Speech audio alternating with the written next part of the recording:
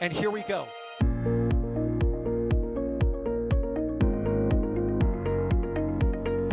There's the deluge. Here's ignition. Following up. Did it just do a Kerbal? Back to the moon and beyond. Put that in the big bag, Gino. Back at home, we all have a lot of work to do, but from here, it sure looks like a perfect world. Propulsion continues to be normal. We did have an observation. 343 unfolds to go. It's orange. Water towers can fly!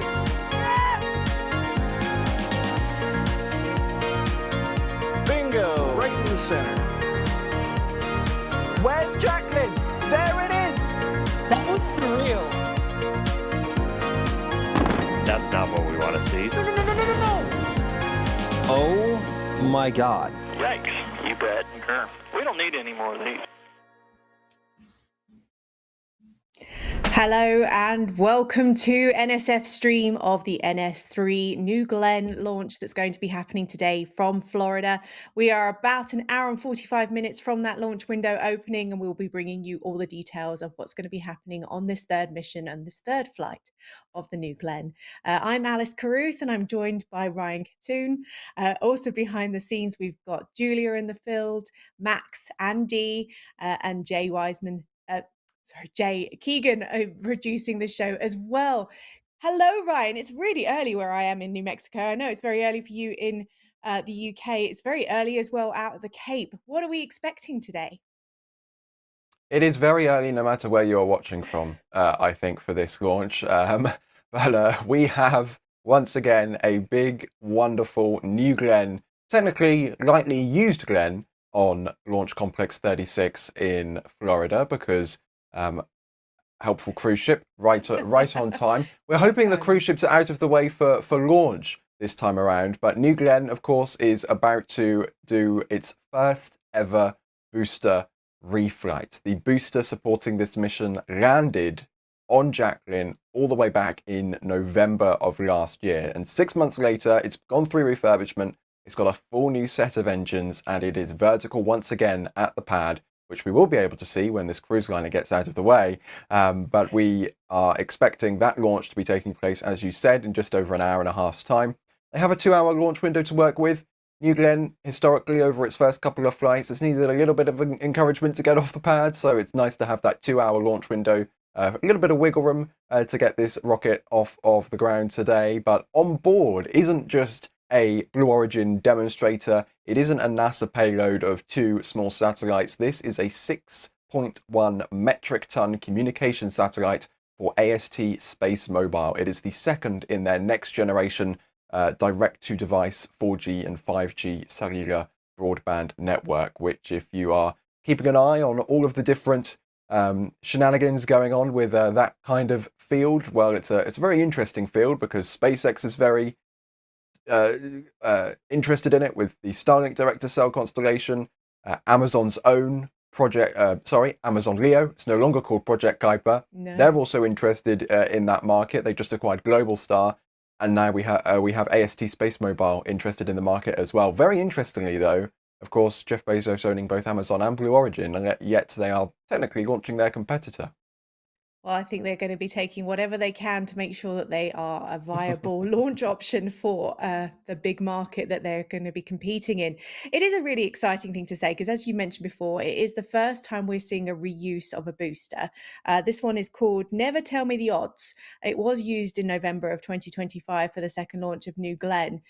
What do you think they're going to be seeing today? What do we think we're going to be noticing about the reuse? Or hopefully it will work so well that we don't really notice it at all, because of course, unlike Falcon 9, for example, which uses kerosene and liquid oxygen, which produces a lot of soot, which becomes very visible as it gets deposited on the outside of the booster. We see them coming back into port after, 30 odd flights, and it's almost unrecognizable to the booster it was when it rolled off the production line. New Glenn, on the other hand, is a much cleaner burning stage. It is liquid methane and liquid oxygen, which doesn't deposit soot on the outside of the booster. And therefore, when it came back in for landing on Jacklyn back in November, it looked basically brand new, even though it had just been flown into space and back. So fingers crossed, we shouldn't really notice that it's a previously flown booster. Of course, the tankage has been flown before, all of the internal plumbing has been flown before, but one key component are, of course, the 7 BE4 engines, the powerhouse of Glenn Stage 1. Those have not flown before. They are not reusing the engines from the first flight. There is a new set of engines installed on Never Tell Me the Odds for its second flight. However, Dave Limp did tell NSF's Max Evans earlier in the week that those engines will fly again, just not immediately this time around. Yeah, it's a lot for them to get over. We're looking at the live images here from the Cape. Obviously, this is at launch pad 36, which is on the Space Force side of things, which is why we haven't got as many cameras being able to show us the images that we've had from other things. But we've got a great team on the ground there, out in the field. I'm going to say good morning to Julia. How are you, Julia? Where are you? Good morning, Alice. I am in transit, shall we say. I'm in between spots. I checked out where most people should be landing for launch, which is down by the beaches. Unlike Artemis, there is not traffic for this one. In fact, Titusville is really, really quiet, but It's early. I think it's an exciting launch. But as you said, Alex, early. And I really don't want people to miss this, but I also understand wanting to sleep. So I hope they wake up as locals do. Locals, you know what they do? We wake up and we either go right outside our own doors or we go to our favorite viewing spot in our neighborhood and we roll out of bed and go like half hour before launch. So am I entirely surprised? No. They'll come out just closer to launch. But if you are stressing about, will I get a spot on the beach to watch this launch, and you are up, get your favorite comfy clothes on and grab a cup of coffee and go, because there is no traffic to impede you. And I can tell you, there are indeed parking spaces down there, the beach right now, available and waiting for you. And speaking about being on a beach, Dee, where are you? I don't believe that we have Dee on commentary at the moment, but we have both Dee and Max down setting up cameras as we speak. So we have more live views on the way, but that is work in progress this morning. As you can tell, a few snags getting on the air here this morning. It's very early, but we are working to bring you as many live views as possible. In the meantime, we do, of course, though, have our live views from our ever trusty Cape cams, which you can see 24 hours a day on Space Coast Live. Yeah, Max is over at Jetty Bridge right now setting up his cameras. We'll make sure we get to Max as soon as he is set up and is able to chat to us and tell us what he's seeing from his vantage point, which will be very exciting. So we're currently looking at the New Glenn on launch pad 36 over at the Space Force or Cape Canaveral Space Force side of the launch area that we see in Florida regularly. And we are expecting to see the first time of reuse of the booster for this New Glenn mission. Now, Julia just mentioned a minute ago, Ryan, what a big mission this is. And often it gets compared to Starship. We can't help it really when we're talking about these things. Why is this mission so important for what we're going to be seeing in the future of space launch? Well, when you look at it on Next Spaceflight, our website and app for tracking launches, it might not seem like that big of a deal because it's just, it's just launching a broadband communication satellite. Why should I care about a broadband communication satellite? Well, this time around, with all due respect to AST SpaceMobile, their payload isn't really the most exciting part about this mission.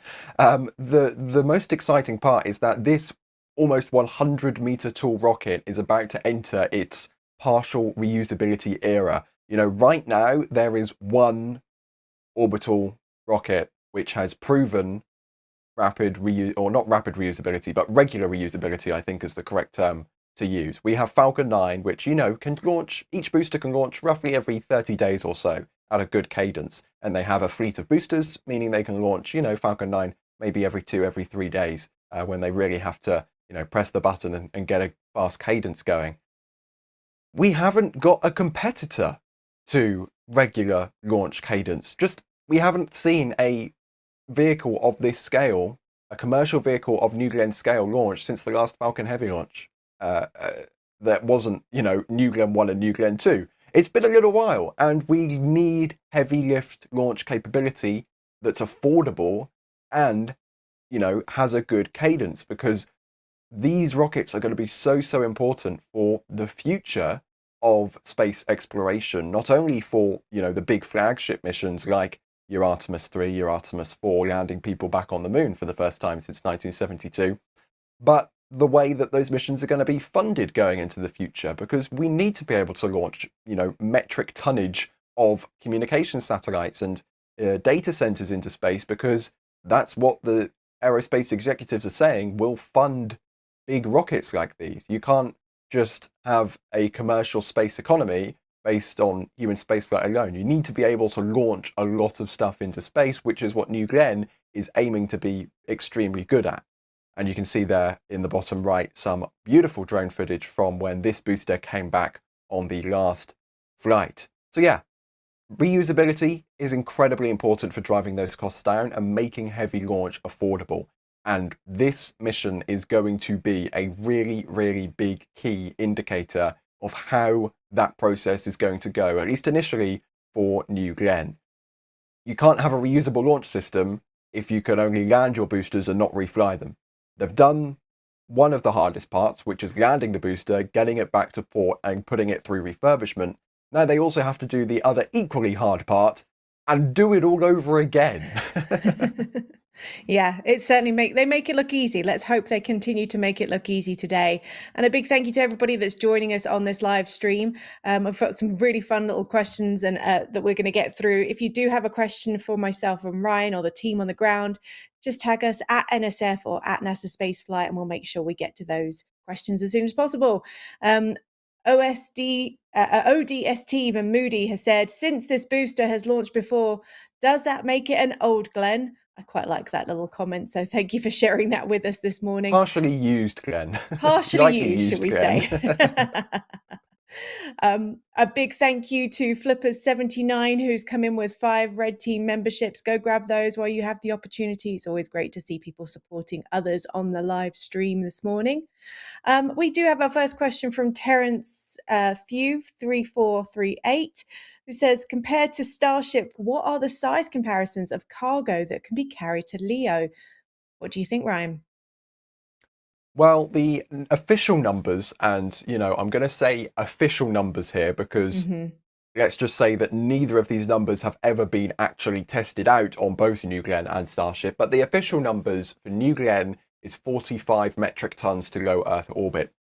Starship is supposedly meant to be able to carry over 100 metric tons into low Earth orbit. But again, I will say there has never ever been that much mass put on top of a New Glenn. There has never been 45 tons on top of a New Glenn, and there has never been 100 tons on top of a Starship. So whether those numbers are true or not, you're going to have to inquire to the aerospace companies about that. But that's what Blue Origin and SpaceX tell us, so that's kind of all we have to say. Yeah, and they're also obviously looking at possibly increasing that with the 9x4 New Glenn, which they're in production and developing right now. So it'll definitely be interesting. We have a few more questions coming in. Flippers79 has asked, will there be a jellyfish? Are we sure we see a jellyfish this morning?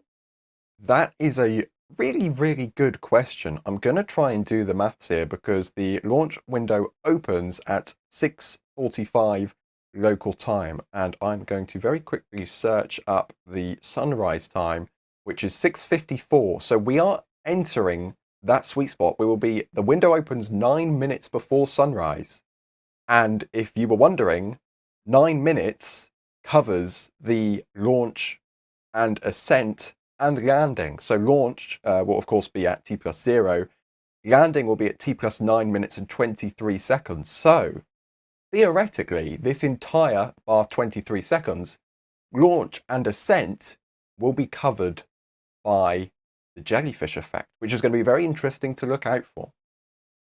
Yeah, definitely very interesting. We're just getting a message coming in on Twitter, or X as it is now, saying that New Glenn is fueled for the third mission carrying AST SpaceMobile's Bluebird 7 satellite.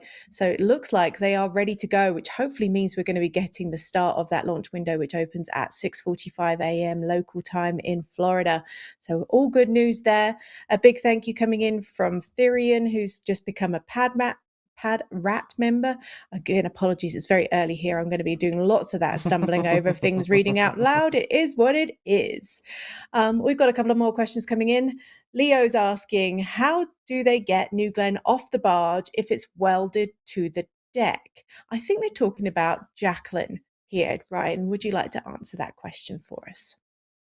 Yeah, that is a really good question, and I don't have the immediate answer to that question, but for those who are wondering what they mean by welded to the deck, if you saw the launch coverage of the previous flight, when the booster came into land, on the end of its 6 landing legs, it actually had some pyros which fired and, welded it to the deck to ensure that it didn't go somewhere else other than the top of the deck. And then once that was in place, you saw the little elephant-looking robot vacuum cleaner things come and plug themselves into New Glenn to start safing the booster. I'm not 100% sure how they unwelded it, but maybe it was cut out or something. I don't know, but it was unwelded for that matter, because the booster is now vertical at Launch Complex 36. Definitely an interesting question. We'll see what we can do to find out more details about that as we go through this coverage. Another question is coming in from Fisher Wallace. How does Jacklyn go offshore to land the booster, and how does that compare to a Falcon 9? You're definitely in the best position to answer that one, Ryan. Yes, that is another excellent question, and I'm going to look up Gav, who is our local space marine assets analysizer. That's English. There we go. And I'm going, because I know he did a post, because there's also some very interesting marine assets talk going on with this launch, because it's not just Jacklyn that's out there for this launch. There's another vessel as well, which I'll talk about in a second. But in terms of Jacklyn, that is currently positioned just to the, depends how you want to class it. It's technically to the northeast of the Bahamas, but it's also a bit north, and it's also maybe a little bit more east than we see for some Falcon 9s. This launch corridor for New Glenn is actually pretty comparable, because we're going southeast today, and we usually see southeast trajectories quite often for Falcon 9, especially when they're doing Starlink missions. So it's pretty comparable in terms of the distance that you would see for a Falcon 9. Maybe a little bit further. I don't have the number on that, but just looking at the map, it is to the northeast of the Bahamas. And that other note I was going to add on those marine assets, but the kind of, it's not really a fishing vessel, the fairing fishing vessel, I'll call it, a support ship called Go America, is also present at the landing zone. And a few years ago, Blue Origin actually conducted sea trials with this ship to fish out a New Glenn fairing from the sea. So maybe, we've heard rumours that Blue want to also reuse the fairings as well as the boosters. So there is the potential that there is going to be a fairing recovery attempt on this mission. Although what I've seen, Blue, Dave Limp, Jeff Bezos, nobody has officially confirmed that on social media anywhere. But you can see there is a fairing recovery ship in the landing zone. So what else would a fairing recovery ship be doing there if it wasn't trying to recover a fairing? I mean, it's not just out there to watch, Always good to know that we can keep an eye out on that one as well. Once we watch the live stream, you never know, we could get some updates while we're on air. I love this tweet message that's come in on the chat from Star Wink, who says, Ryan, I've been awake for the last 26 hours and your voice has a habit of soothing me to sleep. If you can just do me a favor and get real loud before the launch, thanks for all you do. I fully expect you to get very loud, Ryan. I know you're very excited about this launch. I'm concerned about that, because I don't want anyone going to sleep. I want them to stay tuned and watch the stream, because we are 1 hour and 19 minutes away from the third flight, the maiden reflight of a 98-meter tall, heavy lift launch vehicle. How could anyone go to sleep right now? This is going to be awesome. Yeah, it is going to be awesome. I promise we'll get very excited and we'll do our best to make sure that you can stay awake. Question from Six String Simpleton, who's asked, why is it fueled so long before launch? We've just said it's completed fueling, so why is it they do it so much ahead of time? Because we are still an hour and 20 minutes away from launch time.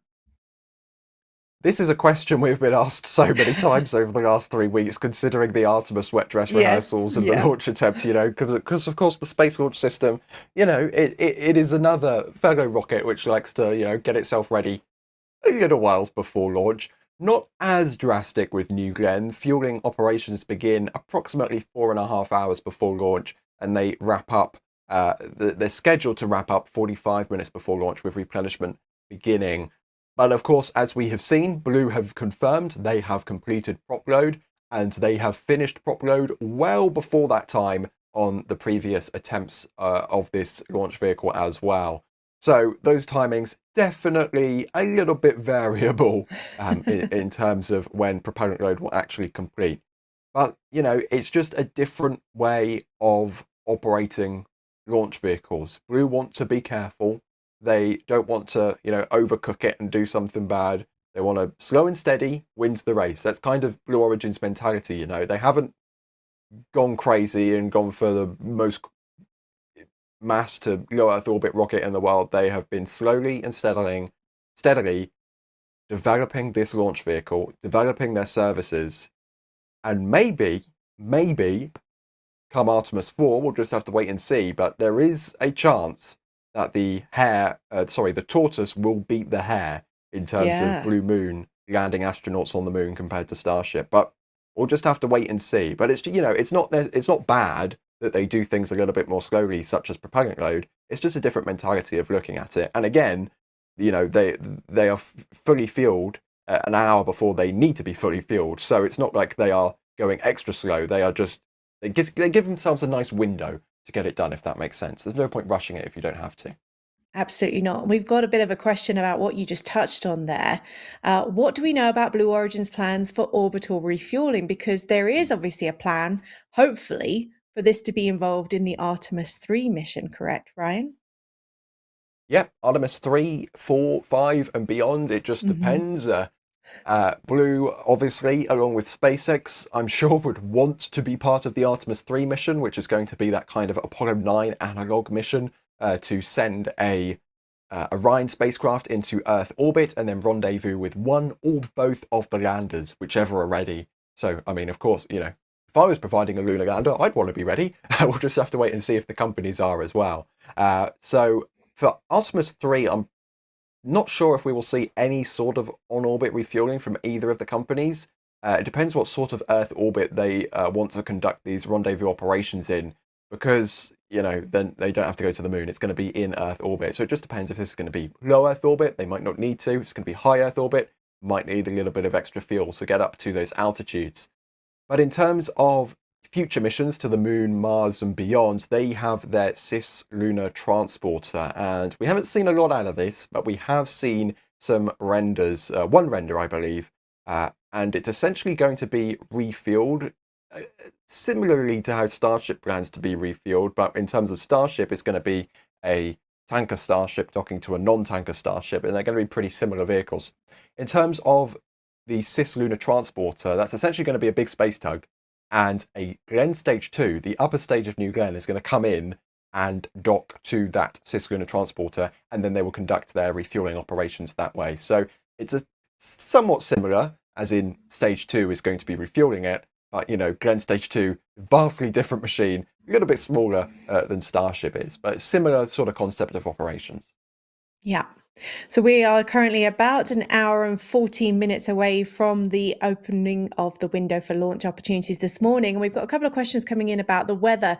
Julia, I believe you are kind of settled now in where you're going to be watching this launch. What's the weather looking like on the ground?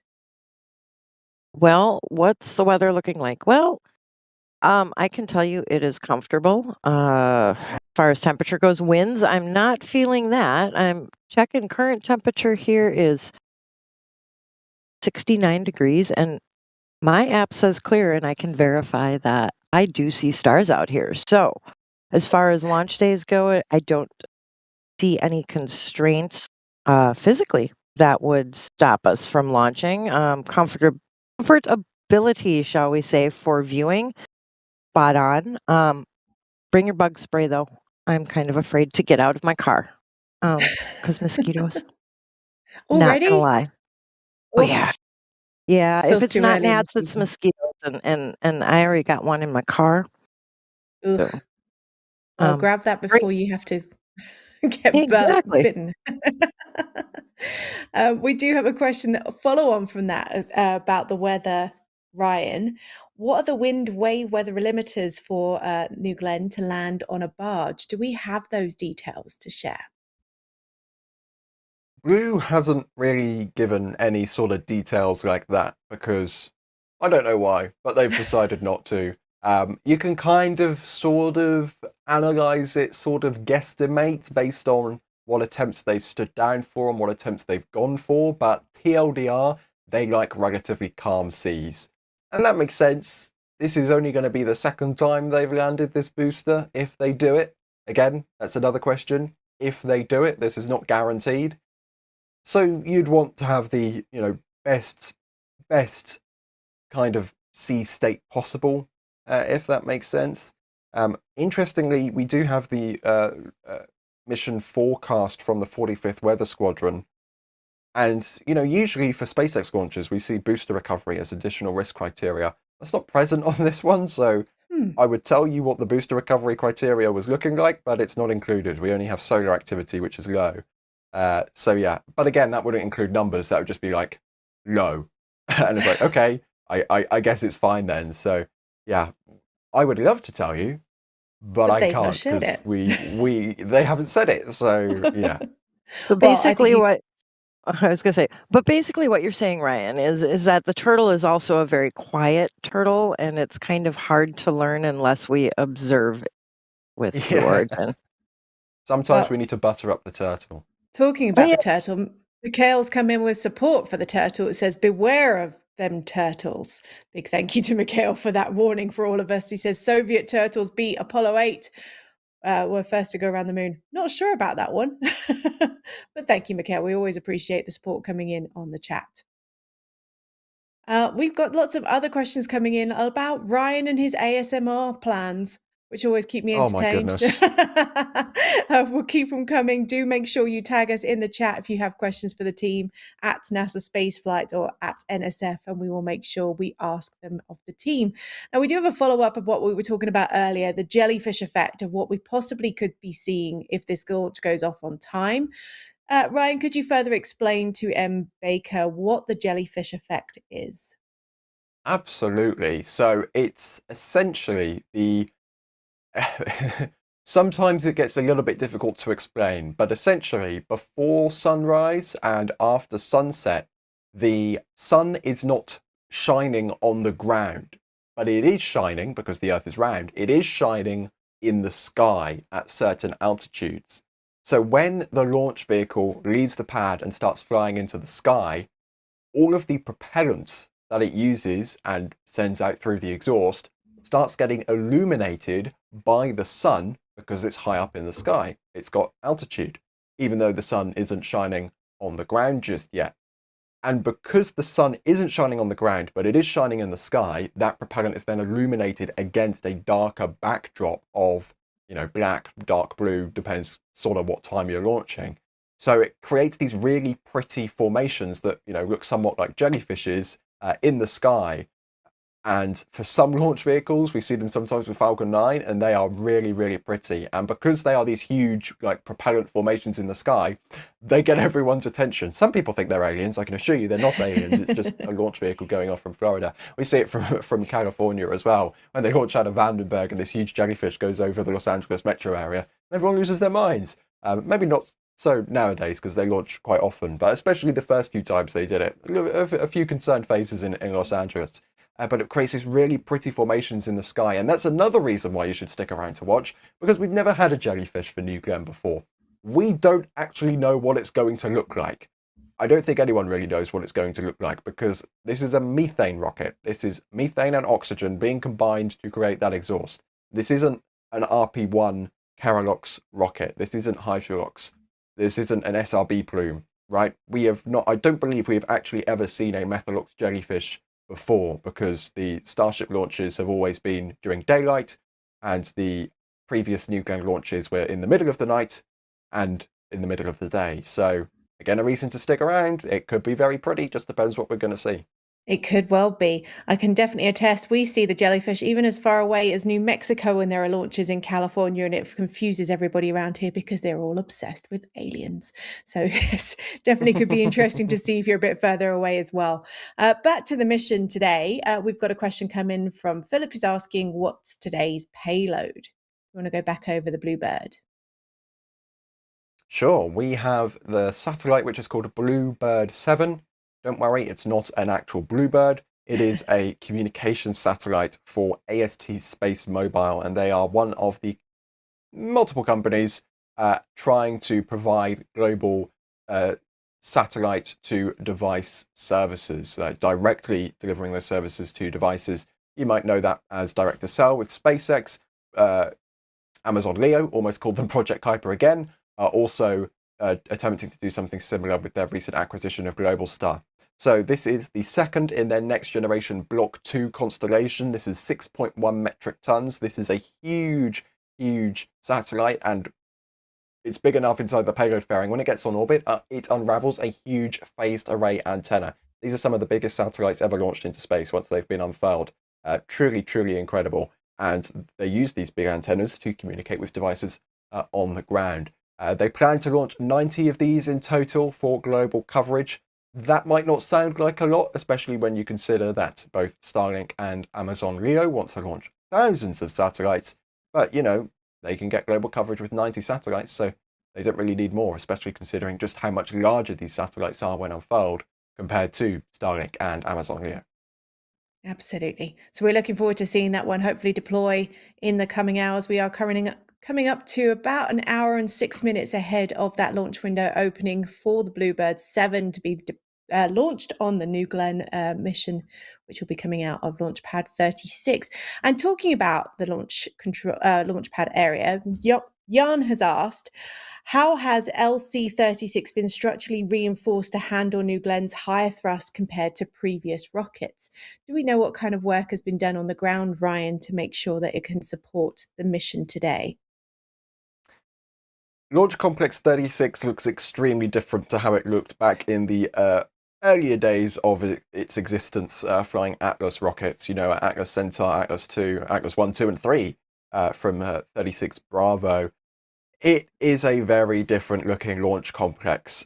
They essentially tore everything down and completely rebuilt it from the ground up to be able to support New Glenn. And actually beyond, this launch pad was built many years ago by Blue Origin to support heavier, more powerful rockets than the New Glenn you see on your screen right now. And to support that, we have this huge transporter erector. I mean, that's the beefiest transporter erector I've ever seen in my life. It is, I think it's technically smaller than the one used for the N1, but it looks beefier than the one used for the N1 back in the 60s. It has this huge, huge trench and deluge system, which fires up 30 seconds before launch. It has these twin, huge, tall towers. I think they're the tallest towers on the Space Coast, even taller than the Starship Tower. They are huge. I mean, just look at that. That's a lightning protection tower on the left-hand side, and the tower on the right-hand side is also for lightning protection. But as you can see, it's a slightly different structure. It's designed to be able to be used as a crew access tower. So Blue Origin have definitely thought into the future when building this launch pad. They've made it beefy. They've made it capable to support big, big rockets, even bigger than these rockets. So it's a very, very cool launch pad, because as we now know, they've announced a New Glenn 9x4. That's the next big thing that they're going to be working on. And in addition to that, we've recently seen those filings, if you've been watching This Week in Spaceflight, of a second launch pad at this complex. So it's going to be very interesting to see how Blue goes forward, if they're going to make a new launch pad for 7x2, make a new launch pad for 9x4. We'll just have to see what they end up doing. But it's a really, really cool launch complex. It really is. And we're seeing some gorgeous views of it as well. We do have teams out there watching live. And we've got a question coming in asking, is that a view filmed from Jetty Park. I believe we've got Max's feed coming in. We'll get Max up soon to talk about what it is that he's seeing. Julia, where would you recommend folk go to if they're waking up this morning and thinking, I want to go and watch this launch? Where would you say would be the best place to go and watch close to the Kennedy Space Center area?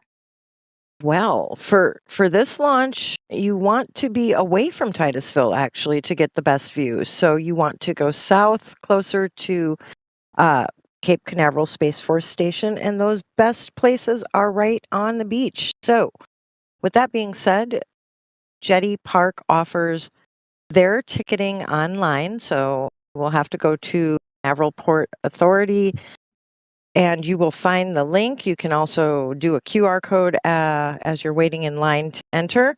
As long as they're not sold out, and it did not appear they were, you can still get in for that view. That includes Jetty Pier and the beach. If for some reason that is closed, you can stop at the boat ramp that's right next door to Jetty, outside of the gates, or work your way south to Cherry Down, all the way down to Cocoa Beach Pier. All of those views are going to be lovely. If you don't want to go far from home and you do live at the north, I can verify I saw the launch pad from Titusville. That's how big those towers are, you guys. So honestly, if I wanted to stay home and just do a streak shot from there, that is a possibility for y'all too. So kind of depends how close you want to get. I do not anticipate traffic being an issue this morning. Outside of after launch, you might run into cruise ship traffic from people getting off the ships and going their separate ways. Yes, we've seen a few of those cruise ships coming in this morning. There are a few that are due to dock around the time that we're expecting the launch window to open. We don't anticipate at this point them causing an issue, but you never know. You just don't know. We're trying to position our cameras a little bit more laterally apart this time, so maybe we can try and fight the cruise ships if any decide to park themselves directly in front of the rocket at T0 this time around. Fingers crossed. I never knew this. I never knew that Port Canaveral was so busy at 5 o'clock in the morning. But apparently this is when all the cruise ships come home. If I was on a cruise, not that I'd want to go on a cruise, but if I was on a cruise and they wake me up at 5 o'clock in the morning because we just docked back at port, I'm trying to relax here. You're waking me up at 5 o'clock in the morning, but apparently that's what they do. I mean, I don't know. I've been on a cruise and they do come back early, don't get me wrong. But honestly, you don't even start getting off the ship until 8. You sleep in a little bit. It's okay. But you might miss a rocket launch if you sleep in, or seeing some cool space hardware as you're entering port, and I wouldn't want to miss that. So that's just something to think about. I mean, what a view they're going to get from those ships this morning. And we are coming up to about 1 hour now till that launch window opens. We're counting down to make sure we are here and ready for the NS3 mission as it takes off from Launch Pad 36. And a big thank you to all the supporters coming in on the chat. Dan No Shot asks, when do you guys know about when their Mark 1 lander will be launching? Will it be on NG4? That's a really good question, Ryan. Are we expecting the lunar mission to go up with NG4, or are we expecting it to be launched on a different vehicle? That is another great question we don't have the answer to right now. You might be noticing a theme. It just arrived back at the Cape. You might have seen Blue post about this, but for the last few weeks, it has been at the Johnson Space Center in Houston, in Texas, completing thermal vacuum testing. They have this huge vacuum chamber which they rolled the lander into and essentially made sure it can survive a vacuum, which is important if you're sending it to the moon. I think we can all gather why on that one. But recently they just shipped it back to Florida. It just returned literally in the last few days, and right now their next steps is going to be fueling it and making sure that all of the propulsion systems are ready to go. So it's nearly ready for launch. It's a few weeks to maybe a few months away at most. So I think it all just depends on whether they have any more commercial customers that need to fly before then, if they want to launch any batches of Amazon LEO satellites before then. It's really kind of difficult to tell because we don't really have a specific launch time for their commercial customers. For example, one of them is Firefly Aerospace. They have an Electra on-orbit vehicle, which they are going to be launching on New Glenn sometime this year, perhaps. Amazon Leo launches. They can pretty much do them whenever they like, whenever the satellites are ready. So yeah, it's difficult. It's difficult to tell when that will be happening. Whether that'll be the next launch, the launch after that, the launch after that. It all kind of pivots on how well this flight goes, to be honest. Because if they can land the booster again and get a good cadence going forward, because they've basically been halving the time between flights over the past 3 flights. So we could see another flight in the summer, and then maybe a few weeks after that, and a few weeks after that. So good cadence. It could be sooner than we think. It could well be. It's a great question that came in from Dan. Thank you for that. And apologies that I said New Shepherd and not New Glen. It's still early, and I'm very used to saying New Shepherd. I live just down the road from it. It comes up, rolls off the tongue way too easily at this time of the morning. I've got another really good question that's come in from Mafia Matt, who's asked, weren't they supposed to introduce sub-chilled propellant on this flight along with the upgrade of B4s? Do you want to answer that one for us, Ryan? Yeah, that was embedded within their update when announcing New Glenn 9x4. They have been, again, if you've been watching Space Coast Live or This Week in Spaceflight, we have seen hardware arriving over the last few months to upgrade Blue Origin's tank farm. I haven't actually heard anything from Blue since that announcement, so I'm going to assume that they did do that and they have introduced sub-chilled propellants. If they haven't, then they haven't told us that they haven't. So that is the latest information we have, even though that information is a few months old. But hardware has arrived. We've seen hardware arriving. We've seen hardware rolling to the launch pad. We've seen hardware installed from satellite photos. So have to assume so. Awesome. And of course, you are watching NSF's coverage of the NS3 mission, which is the New Glenn third test flight going from Launch Pad 36 in Florida. And if you're used to the NSF stream, then you know we couldn't miss this opportunity to not develop merchandise for this incredible mission. So go check out nasaspaceflight.com. Check the shop out. We've got some really good merch available to you. Look at that. There's some gorgeous images there of some t-shirts. We have some great NSF merchandise available to you on that store. Go check them out there. We've got some images of some stills from the last mission. There's a mug with all of the wonderful engines on. There's hoodies. Always worth going and making sure you are part of this mission and have some great memorabilia to share with everybody. So check out nasaspaceflight.com shop or shop at nasaspaceflight.com and you'll be able to find all the great collection that's available to you on that store. Look at that. I'm scrolling through it now thinking, yes, I'd quite like that t-shirt. Why not? New Glenn is an incredibly photogenic rocket. I mean, it really is, isn't it? Yeah. SLS is hard to fight, but it's up there. It is. A big thank you to look at that. Big thank you to all the support that's coming in on the chat as well. Daniel says, totally unrelated. Any news on Eclipse, the replacement for the Antares rocket launching from Wallops? Thanks for the coverage. Oh, that's a bit of an out there question. Have you got an answer to that one? Again, sort of. We recently saw some new renders from Firefly and Northrop Grumman on that launch vehicle. So they are still developing it. They're still working on it. They're working through tanks right now. If you watch the Firefly streams, there's some wonderful information shared on the structures for the upcoming Firefly Northrop Grumman vehicle. We want to see them fly soon, so fingers crossed they do fly soon. But that is, of course, going to be coming up from Wallops sometime, perhaps. But again, still, schedule's uncertain on that one. Absolutely. But thank you for that question. It's always great to have them in. If you've got any questions for the team, just send us a quick link in the chat at NSF or at NASA Spaceflight, and we'll make sure we ask those of everybody watching. And you're currently looking at the views that are coming in from Jetty Park area and from Dee, who's out there on the beach as well this morning, very early in Florida, capturing the images of New Glenn on the launch pad ready to go. We're currently about 54 minutes away from the launch window opening. There is a 2-hour launch window this morning from 6:45 local till 8:45 local. So we will see at what point we will get the launches take off today. There are obviously lots of reasons why there could be some delays to that launch going off at 6:45. Ryan, but we are seeing at the moment the indications that things are looking like they're going on time, are we not? Absolutely, and maybe I'm optimistic after seeing Artemis 2.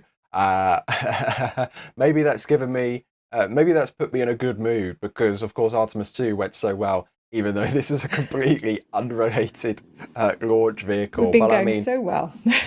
yeah, everything is going well. We're hearing good things. Blue are posting good things. They've gone through propellant load on time. They've wrapped up propellant load ahead of schedule. And, you know, they wouldn't be able to do that if things weren't going well. And on top of that, the Brevard County has just announced that they have activated their launch operation support as well, which is another indicator we look out for. That is also looking really, really, really good. So lots of exciting things and things that are pressing ahead here. And also, I just want to say, I'm not sure if Jay can bring up the map here, but we have, fingers crossed, clear skies. There's a few clouds rolling over Florida, and they seem to be keeping out of the way, but it's a little bit difficult to tell because, of course, it's nighttime, so the clouds don't exactly reflect at nighttime because, you know, sunlight isn't there. But as you can see, there's a little bit of cloud rolling in from the north of Florida, but it seems to be a nice little clear patch over Cape Canaveral. So fingers crossed it stays like that when it comes to launch time. Julia was saying that it was nice and clear where she is on the ground. Julia, is it still feeling nice and ready for launch over there in Florida? Yeah, I would say that. I do want to give a fair warning that, you know, sunrise around here can be sometimes a little foggy, a little hazy, maybe some offshore clouds, but that's because, you know, it's moist here. It is a little moist in the air, but that's normal moisture for here. So, I mean, so far, until we get a little bit of sunlight, all indications are good. That's always a good sign. Thank you for all the support that's coming in on the chat still. We've got this one coming in from Sailing 7523 who says, Morning NSF, here in Cocoa Beach, Florida with my flight sim squadron.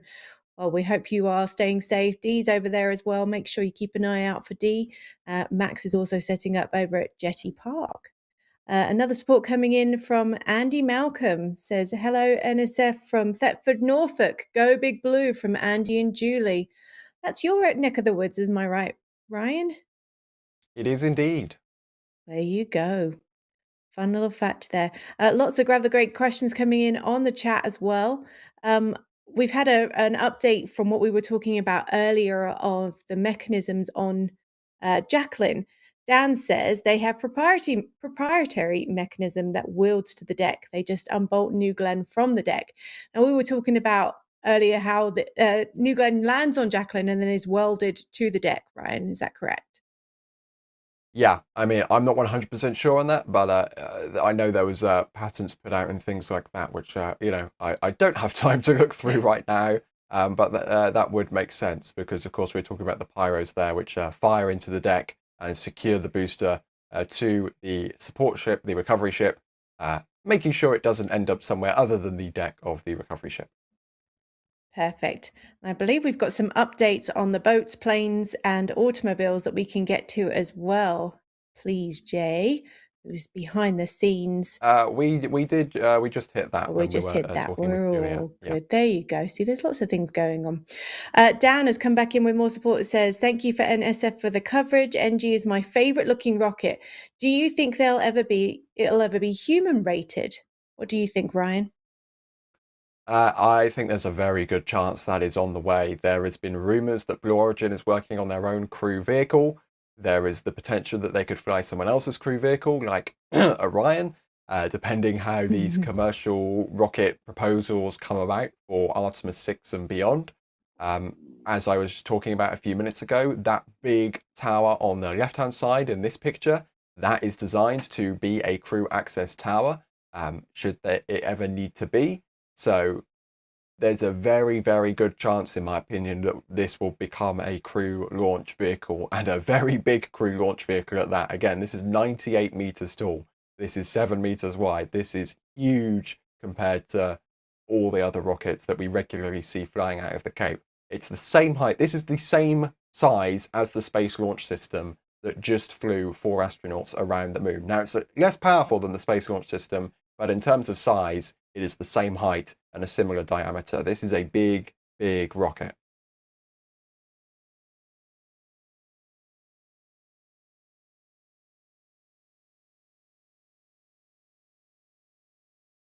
Again, that's a great question. I'd love to tell you. I want a 24/7 camera inside all the space manufacturer facilities.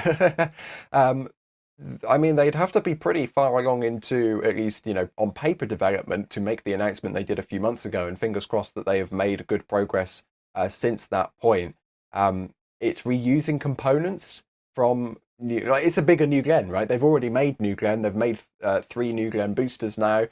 They've made many more New Glenn upper stages. They know how to make New Glenn hardware, and it's going to be reusing the BE4 engines from the first stage. Of course, they're going to be optimized, but still, that's something they've been doing for a while now. They know how to do that. So fingers crossed. It's a pretty, I don't want to say easy, because building a launch vehicle to the scale of New Glenn is no trivial task, but compared to developing a clean sheet design, fingers crossed it's a little bit more of a streamlined process and an expedited process, compared to making a clean sheet rocket, even bigger than New Glenn is right now.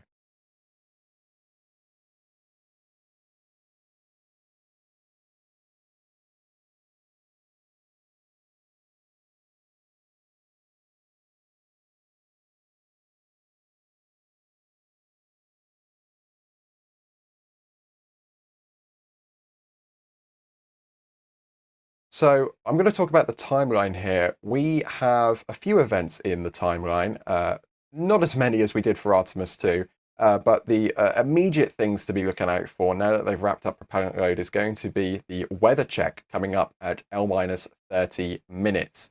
That is going to take place when they will make sure that the weather is good to go. It's going to be one of their final checks. This is in preparation for the go, no-go poll coming up 17 minutes before the launch window opens, and fingers crossed they carry that live. I'm very interested to listen into that again, because the last time they did the go no go poll, they were saying like, go if this happens, go if this happens. I've never heard that before for an aerospace company. Surely you'll go or you'll no go, not go on the condition that surely everything by that metric, surely everything is go, because it's go if it will be ready in time. Anyways, I digress. At T-minus 4 minutes, we expect the terminal count to begin. Much like SLS, this is the spicy end when things get really exciting. So we transition into that T-minus clock at that point when we come out of the hold. Then tank pressurization will begin at 2 minutes and 30 seconds before launch. Put my teeth back in. This is when the tanks pressurize for flight to gain that rigidity and make sure that the vehicle is in the correct structural shape for launch. Very dynamic environment on the vehicle. 1 minute later, at T-minus 1 minute and 30 seconds, the vehicle will transition to internal power. So it will stop taking power from the ground support systems and will instead use its onboard batteries to stay powered up. 1 minute later, 30 seconds before launch, we will see 2 events.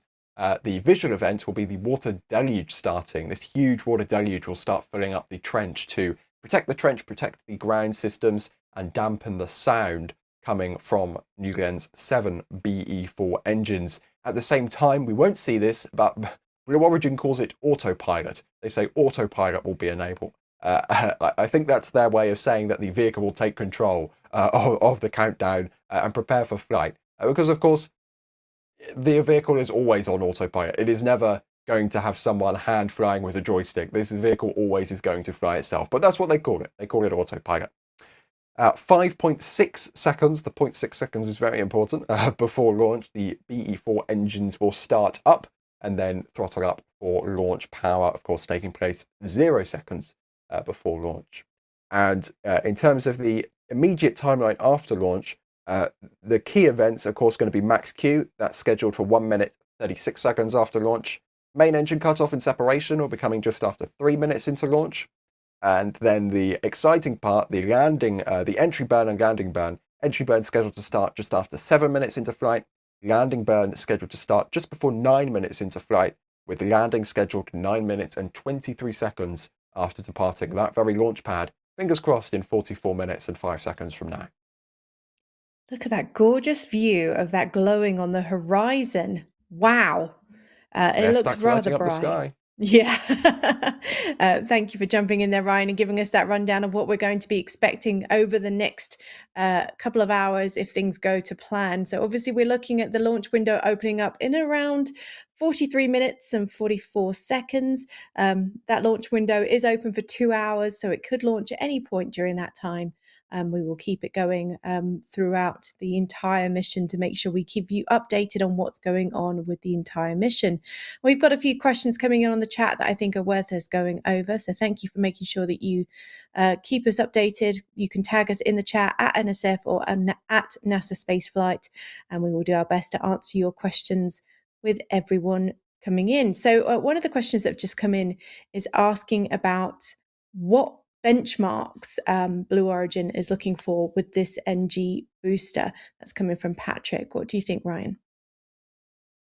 I'm not 100% sure what Patrick means by benchmarks, but in terms of, mission milestones, they obviously want to get the booster back again and prove that they can keep reusing these vehicles, right? They want to do a completely successful ascent. They want to do a completely successful landing.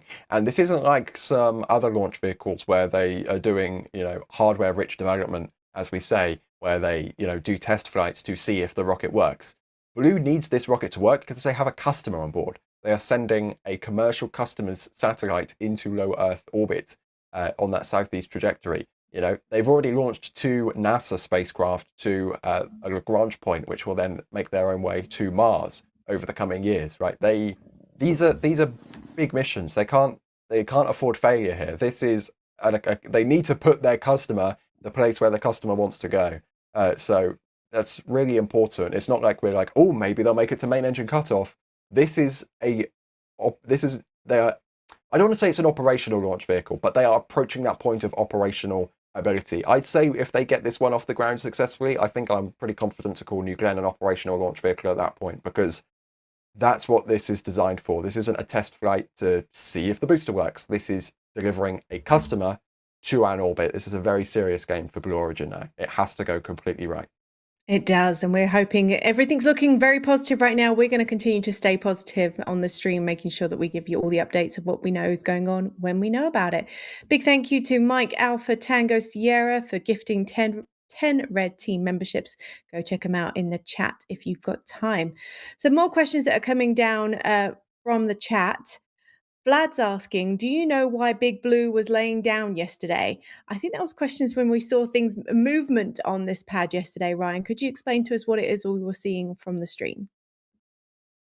Yeah, we put some clips, some sped up clips on all of the socials, which you should follow. We saw New Glenn laying down. Blue Origin laid it down yesterday, but then put it back up vertical on the pad shortly after. So we're not 100% sure what was going there. I believe Dave Limp did say on social media that they were just, doing some inspections. So it didn't seem like anything bad had happened, or maybe there was just a sensor that was reading off and they just wanted to check it out. But clearly it hasn't delayed the mission at all, because they're fully fueled for launch in 40.5 minutes time. So I don't think there's any concern with that, because they've gone vertical, they've fueled up the rocket, and from everything that Blue Origin is telling us right now, things are looking good. Absolutely. We've got another question coming in from Orbit Astronaut, who's asking, where is this in the world? You are watching Launch Pad 36 at Cape Canaveral Space Force Base in Florida. And I believe Julia is there on the ground, who's able to see this with her own eyes at the moment from the shore. Julia, can you give us an update of what it is you're seeing right now? I am seeing a rocket on the pad. I am seeing 2 very, very big lightning towers that hold on to that lightning protection system. And I am in Florida, USA, in a special place we call Cape, or the Rocket Ranch, or the space, I don't know, the world's premier gateway to space. How about that? But ultimately, I am in Florida, and it's a beautiful day for a launch. I'm enjoying the views that Dee has from the beach. They are gorgeous views, and we do want to say a big thank you to everybody that's out there making sure that we are getting those views for you. It is a bit difficult for the team to be able to get the up close shots that we're used to seeing with the NASA streams. Is that right, Ryan? And we're not able to get as many close ups as what we are seeing, for example, when we had Artemis 2 launches very recently. Yeah, exactly. I mean, Blue Origin, this is a commercial mission for a commercial launch provider. Blue Origin are a company. They can allow access to whoever they want to, or not allow access to whoever they want to. And for this particular mission, they've decided to not allow access. And again, it's Launch Complex 36 is literally at the, if you imagine Cape Canaveral, it is at the pointiest part of the peninsula. It's way out there. It's deep within a Space Force station. This is an active military base. So, it's kind of understandable why they don't have a huge press site in the middle of an active military base, where there's a few, maybe things you don't necessarily want the public to know about going on. So yeah, that's why we don't have the super duper up close views for this mission, but we get as close as we can. This is as close as our cameras can get for this mission. We are a long ways away from Launch Complex 39. Even though they might just be 3 numbers apart, they are at opposite ends of the peninsula. They're over 10 miles apart. There's a long distance, and there's things physically blocking the view between them as well. So it's maybe not the best views if you're very used to watching our Falcon 9 launch coverage, or if you've just joined us after watching our Artemis coverage. If so, welcome. But this is the best stuff we're gonna get for now. And I mean, we're still getting some clear views of the booster and the launch pad and the flare stacks as well. So I don't think there's much to complain about here.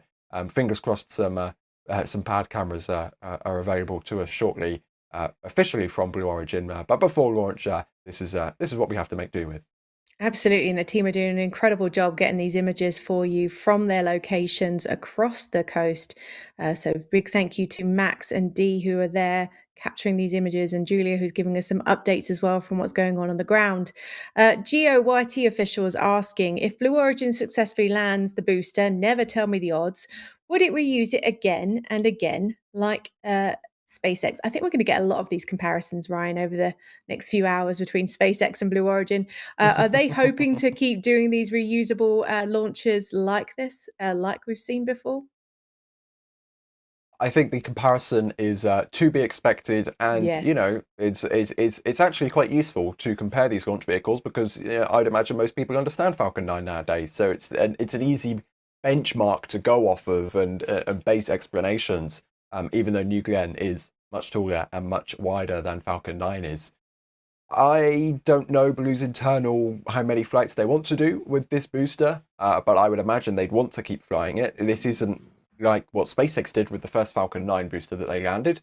Blue Origin didn't put this booster on display outside their headquarters, probably because it's quite difficult to get this all the way to Kent in Washington State. They didn't put it outside their manufacturing facility at the Cape Canaveral, at the Kennedy Space Center proper. They refurbished it and they want to refly it. And I think that's a statement of intent from Blue Origin. They don't want to put this booster on display. They want to fly, and they want to fly regularly. And they've also spooled down New Shepard operations in West Texas. That's another statement of intent. They're focusing on orbit now. They are sending things to orbit, and they want to do that on a regular basis. So I would be I wouldn't say that it's confirmed that they will be reflying this booster again if it happens to be a successful landing. Again, remember, this is the first time they're flying a booster.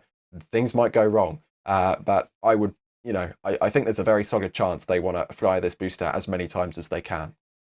Julia, do you have something to add to that? Well, Alice, you know what I was thinking, and when you were saying there's going to be a lot of comparisons during this stream between SpaceX and Blue Origin, and think that it's kind of a neat opportunity to think about the different ways that rockets are developed, right? There's that iterative approach that SpaceX is using for Starship. There was the progress of Falcon 9 as it was learning reusability, and one could say perhaps Blue Origin learned from that development.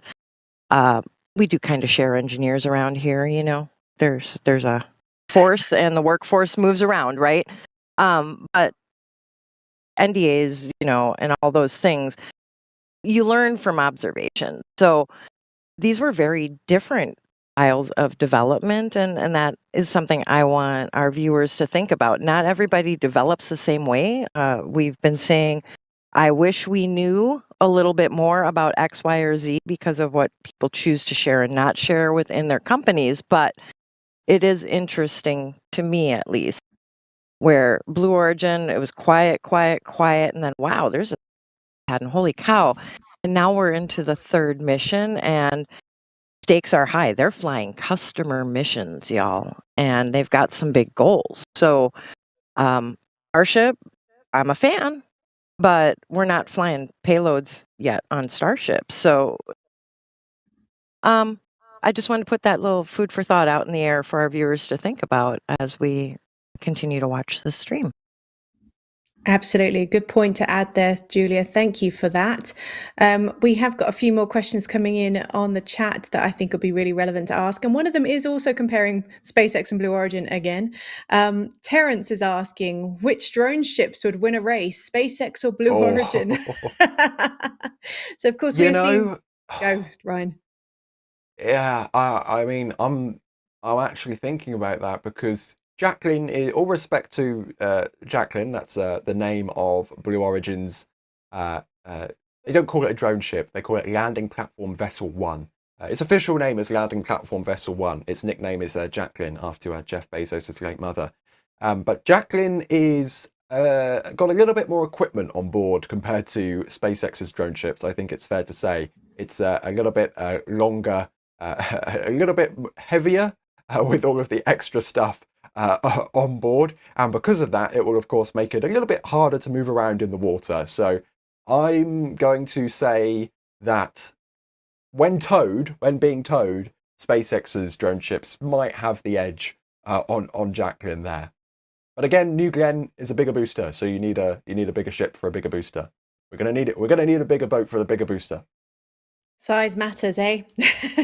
We are coming up to L minus 31 minutes, just under 32 minutes until that launch window opens. Again, the launch window is for 2 hours from 6:45 to 8:45 local time. We're not sure at this point exactly when they're going to be taking off. At some point during that window, we are hoping obviously for the earlier end, and we will keep you updated as soon as we know more information on that. Ryan, I'm sure we've got more people joining us at this point. We're probably best to go over exactly what we're expecting over the next 30 minutes. Of course, it's so... Go on. I was going to say, and beyond. And beyond. Well, I'm hoping it's not that far beyond, but again, we have a 2-hour launch window to work with today.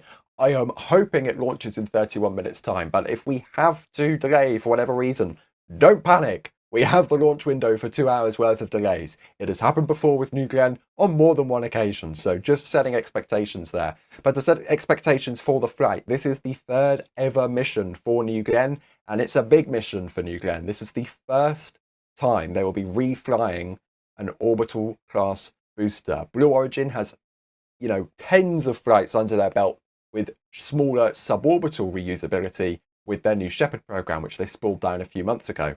New Glenn is a whole other beast. This is a big, big rocket. This is a 98-meter tall rocket. If you're familiar with Big Ben in London, it's taller than that, and they are reusing the booster. This is a big rocket, and that makes this a big deal. So we are expecting, fingers crossed, a good liftoff and a good descent from the booster, and that is going to be landing downrange on the landing platform vessel we were just talking about called Jacklyn. And fingers crossed we see a little bit more of an optimized landing this time compared to what we saw on the previous flight, where came in at a little bit of an angle, threw everybody off guard, including myself, because I called out that we had a soft splashdown. We did not. The booster corrected and then was bang in the middle of the landing platform vessel. So fingers crossed there's a little bit more of an optimized landing profile this time around. But yeah, we're expecting...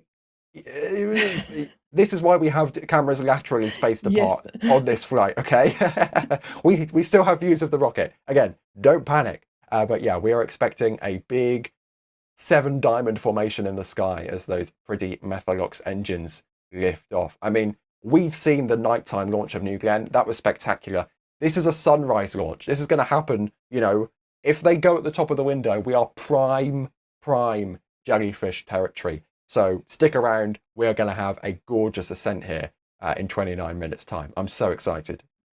We're all very excited for this launch here, which again, we are coming up to less than 30 minutes away from that launch window opening. Another cruise ship coming in on view. A big thank you to all the supports coming in on the chat. We've got Lantham, who's become a Red Team member. It's always great to have you on board. We've got a couple of other really good questions that have come in as well. One of them from Philip's asking, why is there a flame? We're often seeing with that tight view that we've been looking at on the launch pad area, a flame in the corner. Ryan, could you explain what that is? Yes. This might not seem like so that's actually one of the flames we see at the pad.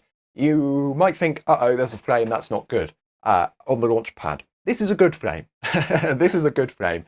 This is called a flare stack, and Blue Origin have multiple of them at Launch Complex 36. They have them for liquid methane, which is what they use to fuel the booster, and they have a set for liquid hydrogen, which is what they use to fuel the upper stage of New Glenn. Because of course, New Glenn, even though it's Methalox on the first stage, is actually Hydrolox on the upper stage. And then they have a set for the launch vehicle itself and for the ground service equipment for the tank farm. And these are used to burn off unused fuel. And while that might seem wasteful, this is an incredibly safe way of getting rid of excess fuel. So we were talking about the propellant load being wrapped up over an hour ago at this point. They don't just leave the booster to bake, right? They are constantly replenishing, putting new fuel into that booster. So the fuel inside the booster that boils off, because remember, these are really cold cryogenic prop, that's going to boil off. There's gases that are going to come out of that. So they are then redirected out of the launch vehicle and burnt off. A similar thing happens with the tank farm, with the excess fuel at the tank farm. So again, it might sound wasteful. For example, Starship, the new launch pad that Starship has at Starbase, the new design that they'll then be building across Kennedy Space Center in Cape Canaveral, they have ways to recover a lot of that propellant, a lot of that methane. Slightly different launch pad design here from Blue Origin. But that being said, in the early days of Starship development, there's a very famous moment, involving the flare stack and serial number 4 specifically. SpaceX make use of a flare stack. They still do at McGregor. They still do at that Massey's test site. So again, it's not necessarily one way is better than the other. With a flare stack, you don't necessarily get that propellant back. But, it works, and sometimes it just needs to work. And something else I'm getting very excited by, we could see more and more people arriving on the beach. And that makes me very, very happy, because it is ridiculously early in the morning in Florida, and yet we are seeing loads of people turning out for this launch. So we are watching live from Cocoa Beach, looking over at the Atlantic Ocean, and that fills my heart with a lot of happy emotions. I love, love, love seeing so many people turning out to see another big rocket fly. And boy, have the locals been spoiled over the last few weeks, because this is the second big rocket to launch this month. We've had SLS and New Glenn. It doesn't get much better than that. It really doesn't, does it? I mean, look at that view. How lucky are these folks being able to be there on the beach to see this? You can see it glowing on the horizon. And there's a lot of people out there. They're out there for a good reason, because it is a big deal. This is a big, big opportunity for them to see another launch from Cape Canaveral that's going to affect the future of spacecraft. I mean, we've touched it on a few times, Ryan, how important this launch is in terms of the future of spacecraft and what we're going to be seeing with Artemis missions as well, correct? Yes, New Glenn is one of 2 critical launch vehicles for the human landing system for Artemis 4, which is of course going to, Artemis 4 and beyond, which are of course going to be the crewed lunar landing missions. So the 2 lunar landers that NASA has on contract is SpaceX's Starship HLS and Blue Origin's Blue Moon. And Blue Moon is going to be launched by Blue Origin on New Glenn. SpaceX's Starship, it's kind of integrated. I think it's pretty clear what Starship is going to be launching on. Starship is going to be launching Starship. So again, Starship is a really important launch vehicle. That's why we have cameras trained on Starbase 24 hours a day, 7 days a week, keeping an eye on what SpaceX are up to, because they kind of need to be building a lunar lander at some time soon if they want to launch Artemis 3 next year for their test flights. Same going at the Cape for New Glenn. They need Blue Origin needs New Glenn to be working because it's going to be launching their lunar lander. Fingers crossed it launches a cargo lunar lander within the next few weeks or months. So we're currently coming into about 24 minutes ahead of that launch window opening. As you can see, it's currently 6:21 a.m. local time in Florida. We've seen a couple of different shots now. It's dark, but the sun is coming up. It is getting brighter, and we are hoping to see this launch around the time that we'll see some jellyfish in the sky, which will be very interesting. Big thank you to Thomas Weir, who's come in as a Red Team member on our chat. A good question came in from Grandpa's Roadhouse. How much thrust is required to launch a ship that size? Now, you've touched on it a few times, Ryan, how large this vehicle is. How much thrust are we going to be seeing from this launch vehicle? I am going to very quickly definitely check my notes because I know that I have it in my notes and I want to get you the exact correct number. I've been saying this is the same size as SLS and it's the same height and it's the same diameter, but it is important to note it has much less thrust than SLS because the Space Launch System, of course, has those twin SRBs, 5-segment solid rocket boosters. They produce a lot of bang for your buck. They're quite powerful. So the first stage of New Glenn is called GS1, and that stands for Glenn Stage 1. And this variant of New Glenn is called 7x2, which means it has 7 engines on the first stage and 2 engines on the upper stage. And those 7 BE4 engines produce 19,928 kilonewtons of thrust, which is 4,480,000 pound force for our Imperial friends. So, that's not the most powerful launch vehicle in the world in terms of thrust, but it's still, it's up there. It's good. It's certainly a big rocket. It is. It's very impressive. And we've had another question coming in. This is obviously the first time we're seeing a reusable booster on this, but one of the questions that came in, which I thought was very interesting, was, are we going to be seeing the reusable upper stage? Let me see if I can pull that up there. So that came in from Griffin. Do you want to explain what we're going to be seeing with all the different stages of this launch? Yeah, so the upper stage on this mission is expendable. It's going to be ditched into the ocean approximately just after, actually, I don't have to say approximately, I have the timeline in front of me. We are expecting a quote-unquote nominal ocean impact at 3 hours, 5 minutes and 8 seconds after launch following a deorbit burn.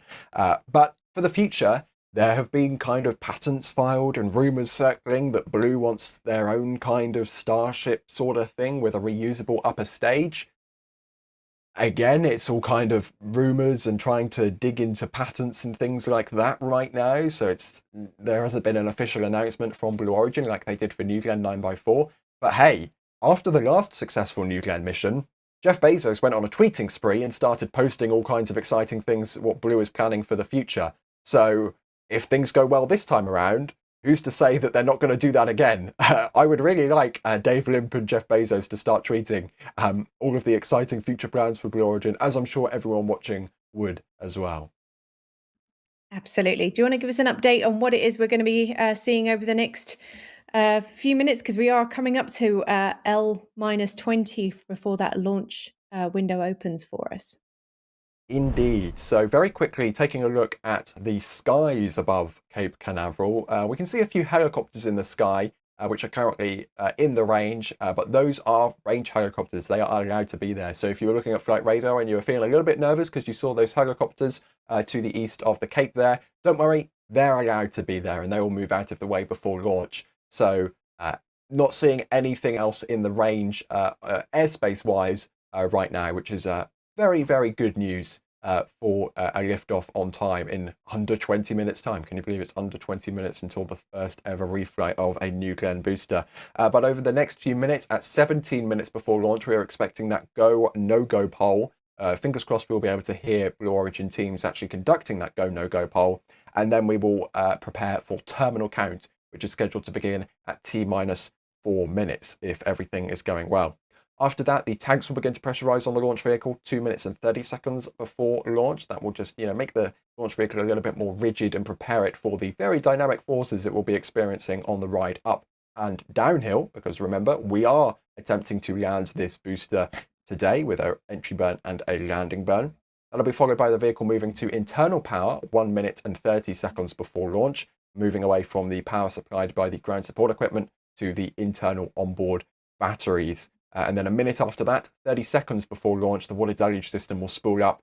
And it's hidden in the trench a little bit, so it might be difficult to see, but that will protect the trench and the ground support infrastructure from the acoustic energy of those 7 BE4 engines. Because even though, as we were just saying, it might have a little bit less thrust, quite a lot less thrust than the Space Launch System, there's still 7 Methalox engines. I mean, this is a replay of the static fire on Thursday. This is a big rocket, and it still makes a lot of thrust. You want to protect yourself from that thrust. And then we will see the engines themselves lighting up 5.6 seconds before launch, before liftoff itself, currently scheduled for the opening of the window in 18 minutes and 23 seconds time. Look at those images. Aren't they gorgeous? The static fire is beautiful. I mean, you can see this trench is huge. Like, New Glenn looks tiny on this launch pad because this launch pad is massive. Like, this pad was designed for a future vehicle way bigger than New Glenn, and it does New Glenn a little bit of a disservice because it makes it look tiny compared to those launch towers. But trust me, that rocket is 100 meters tall. That's a big rocket. It's a very big rocket, and makes me very happy to see a big rocket about to launch. Yeah, absolutely. And we've got a question coming in from Wandering Parker who says, what is the LEO lift capacity of New Glenn? There is obviously a payload on board this launch today. Yes, so the specific payload on board today is 6.1 metric tons. That is well below New Glenn's supposed rated mass to low Earth orbit. Blue Origin says it can lift 45 metric tons, but there have been some rumours that maybe New Glenn needs to do a little bit of mass savings, maybe a little bit of optimization before it's actually able to achieve those targets. You know, much like Starship. Starship maybe not actually able to lift 100 metric tons into space right now, maybe needs a little bit of mass optimization.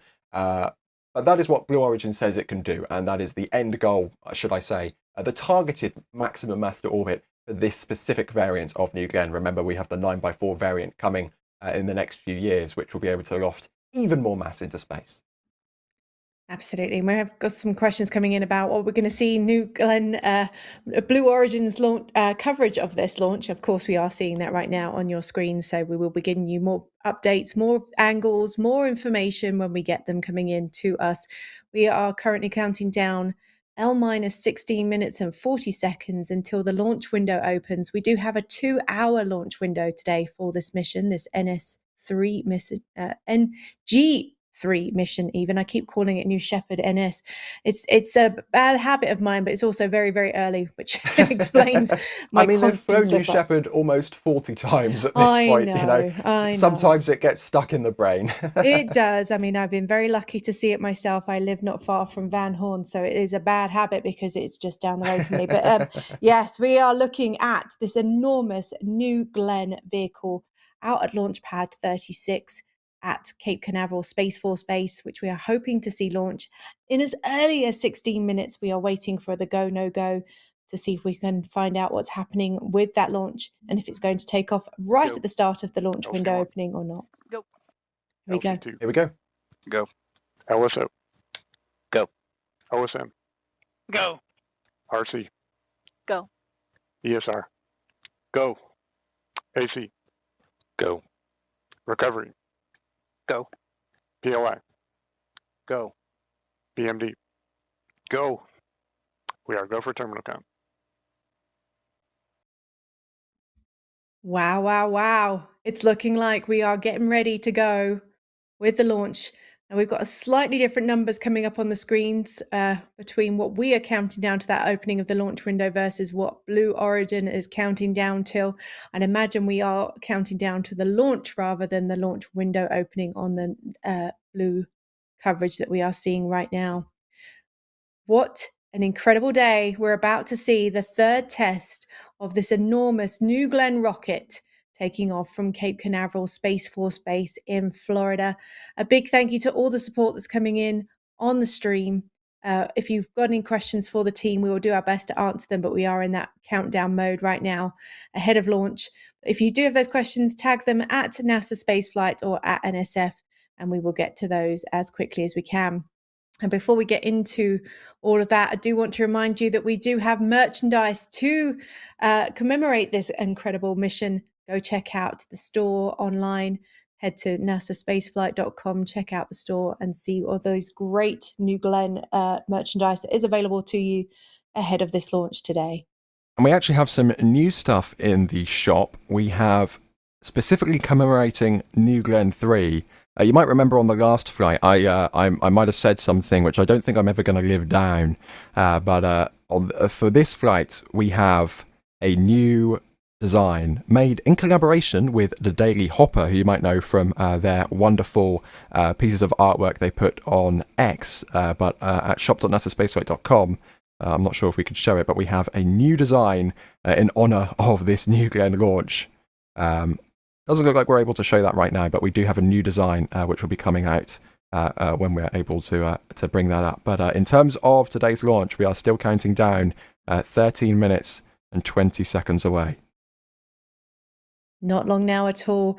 And a great question coming in from Skip Sloan, who's asking about the cloud cover between Cape and Orlando. Do you want to give us an update on what we're going to be seeing with the weather at the moment, Ryan? Yeah, well, we have this on screen now, so I'll do the plug now. But there we go. The new design for Jacklyn. There it is on the shop now, which is a really awesome design made in collaboration with the Daily Hopper. Oh, and there we go. We've got it's two Where's shirts Jacklyn? which you can get in combination there. Where's Jacklyn? And then there it is on the reverse. That's Love awesome. that. That is really, really cool. So there you go. I'm gonna say this publicly, so the store team has to do it. But I would appreciate that in my wardrobe, Lindsay, in charge of the store team. Just I'd like to add it to my collection.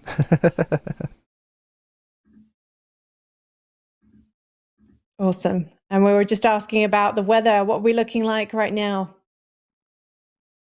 We saw a few clouds. It's a bit difficult to tell in the background, but it's dark. We saw a few clouds. There we go. This is a wide view coming to us live from DY's on the beach, on Cocoa Beach. There are some clouds, but we can see some sky in the background.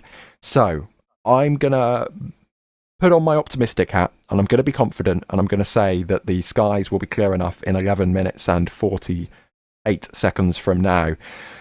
But yeah, either way, it's going to be very pretty, because we're going to have that jellyfish. And dare I have coined a phrase for this. I might regret this, because the next flight will probably have merchandise for this. But if we get a beautiful jellyfish, I'm going to call it a Glennyfish.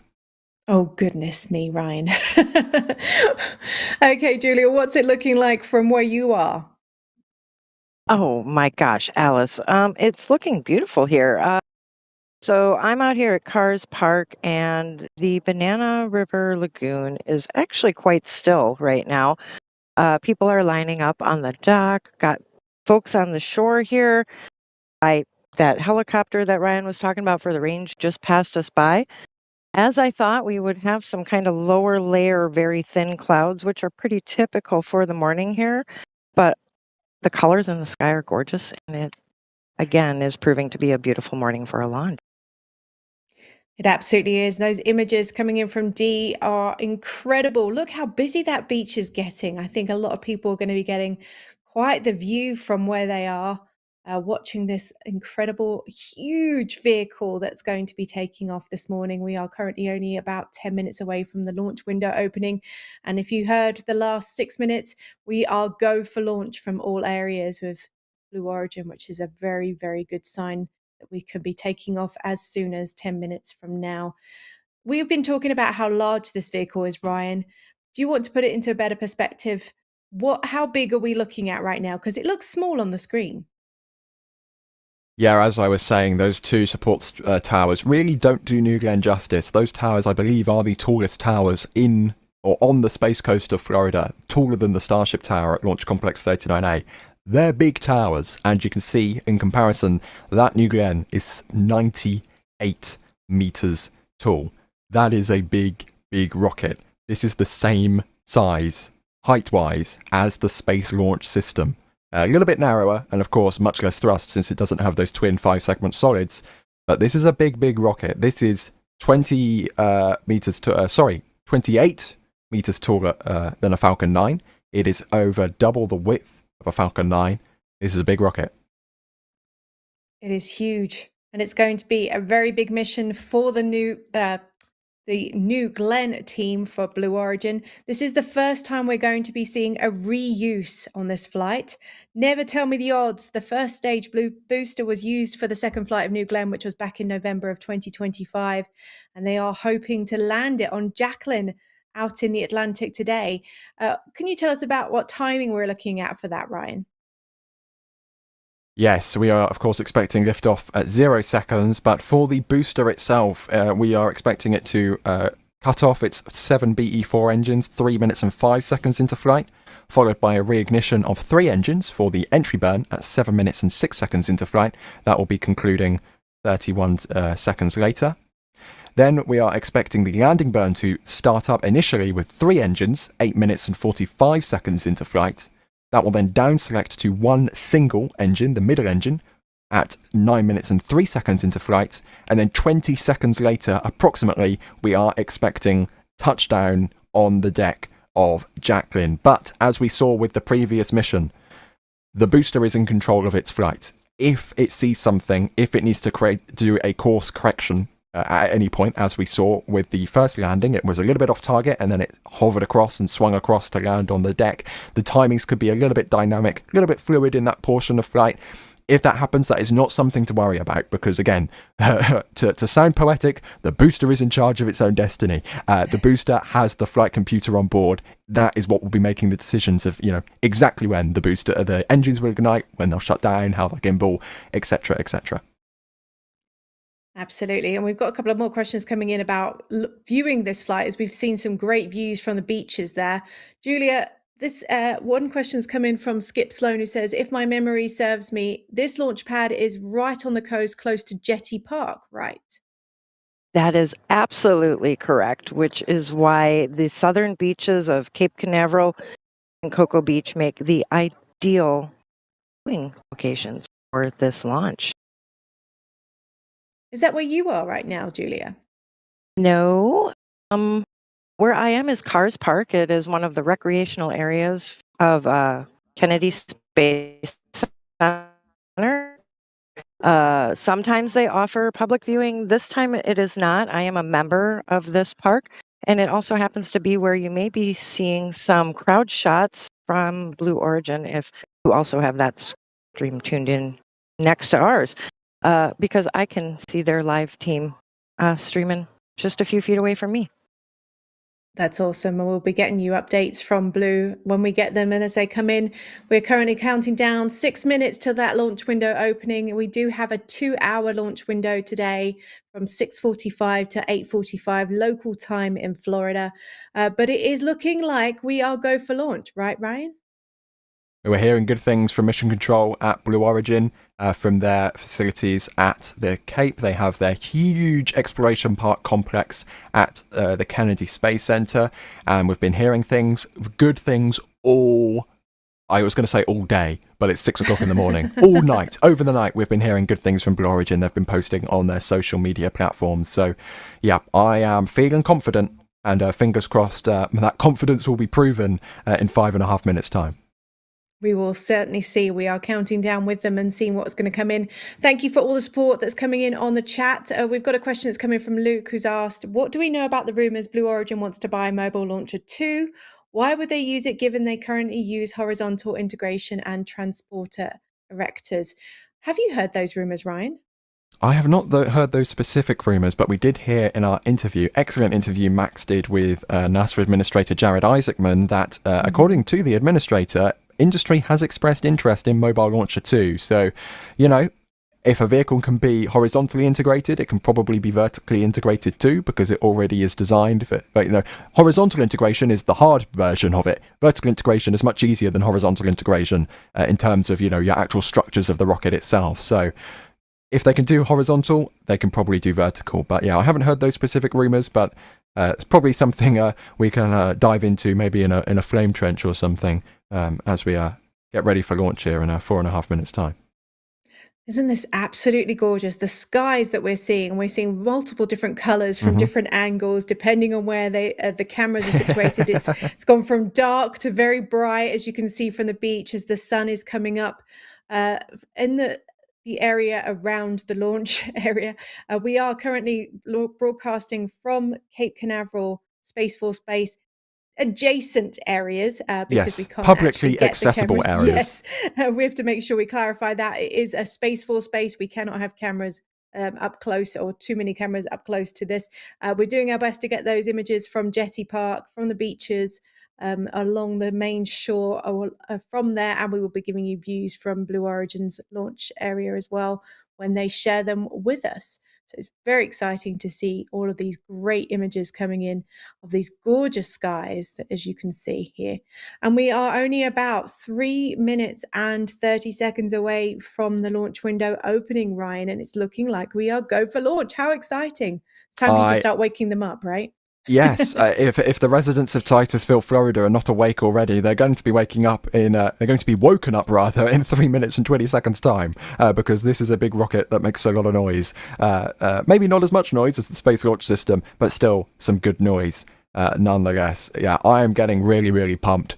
New Glenn is a beautiful launch vehicle. I get excited every time we see a big rocket fly. New Glenn, Starship, we love seeing Starship fly. We love seeing the Space Launch System fly. And, you know, this is really the start of a really exciting industry, because this is not the only big commercial rocket that's going to be coming to this launch complex. We have got Starship coming. We've got Terran coming.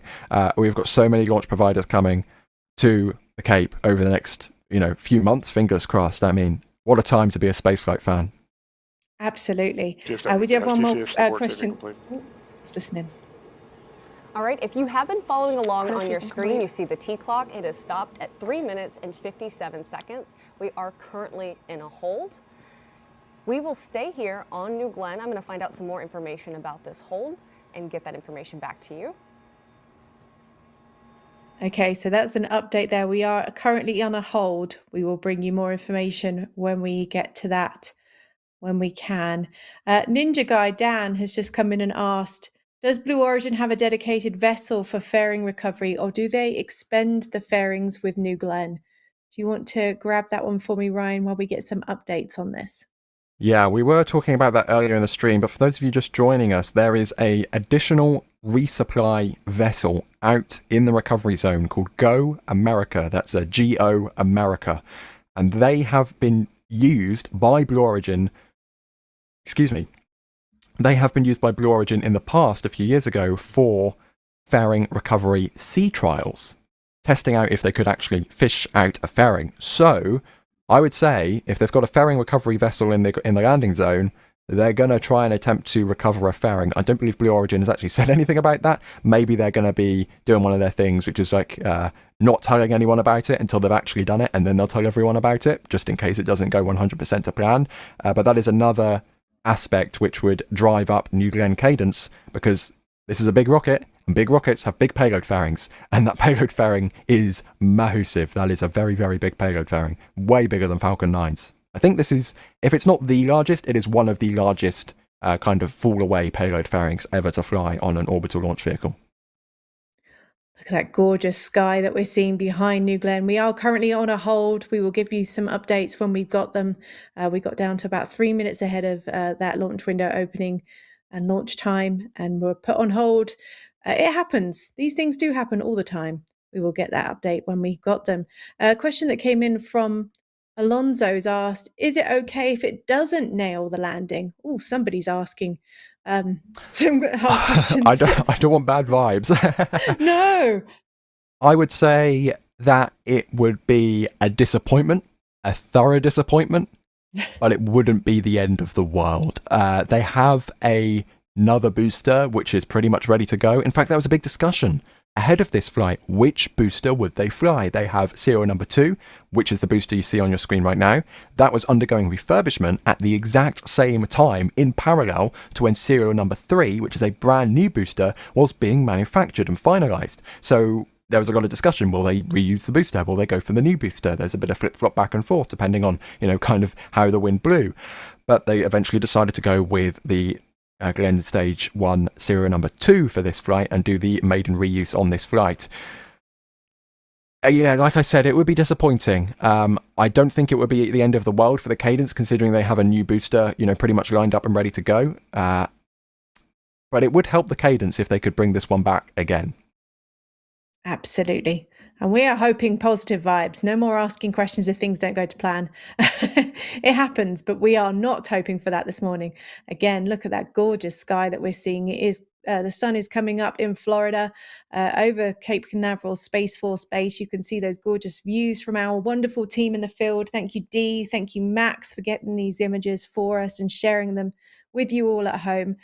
We will obviously give you an update when we know a little bit more about why we're currently on hold, but we are now very much in that launch window. We've got a 2-hour launch window from 6:45 a.m. to 8:45 a.m. local time in Florida, and hopefully we will get to see the New Glenn launch in that time.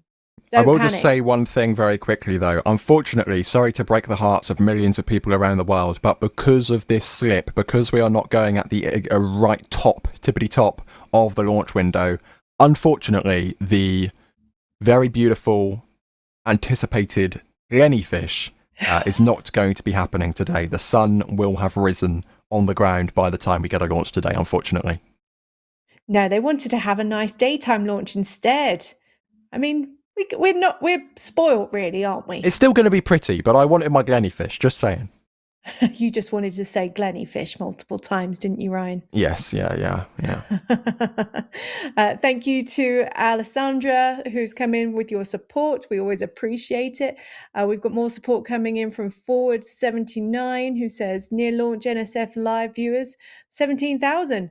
Pretty amazing. They put amaze. I'm assuming that's some kind of a little nudge to Project Hail Mary and how wonderful that book and movie has been recently. So thank you for your support coming in. If you've got any questions for the team while we're waiting on hold, do tag us in the chat at NSF or at NASA Spaceflight, and we will do our best to answer them.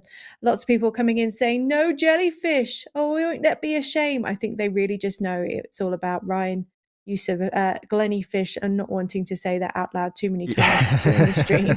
I think the launch director heard me say jellyfish on stream and they thought, nope, we're going to hold just for you. Absolutely. Nico has asked, New Glenn or Falcon Heavy, which one will have more payload capacity, Ryan? They are very, very comparable launch vehicles. New Glenn is... Blue Origin advertises New Glenn as being capable of 45 metric tons to low Earth orbit. Falcon Heavy has obviously various configurations depending how many boosters SpaceX wants to bring home. In its fully expendable configuration, the Falcon Heavy can do 63.8 tons to low Earth orbit.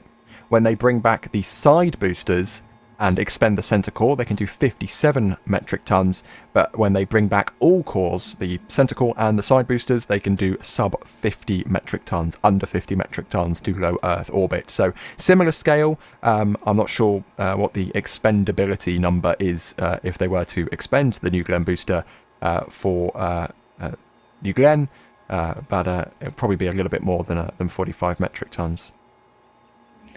Thank you for that update, Ryan. We've got some new PadRat members coming in. Big thank you to all the supports coming in on the chat. We always appreciate it. Another good question that's come in from Max, who's asked, how long can they hold in this state? Because we're currently about 4 minutes. They were got to just under 4 minutes on that countdown when they've gone into hold. Do we know how long they can hold like this, Ryan? I'm not 100% sure. I'm pretty sure we'll get a recycle back to T-minus 4 minutes when they set a new launch time. Blue hasn't really provided that information like NASA did for all of the different hold and turnaround criteria for the space launch system. But judging by the previous launch attempts we've seen across New Glenn 1 and New Glenn 2, now we're of course on Flight 3, I'd say we're probably good to hold in this configuration until we get to the end of the launch window. But fingers crossed we do get a new T0 set soon. So again, I mean, everything was looking good up till now. Maybe they just saw something pop up at the last second, which they're trying to sort out. But we heard that go no-go poll. Let's listen in.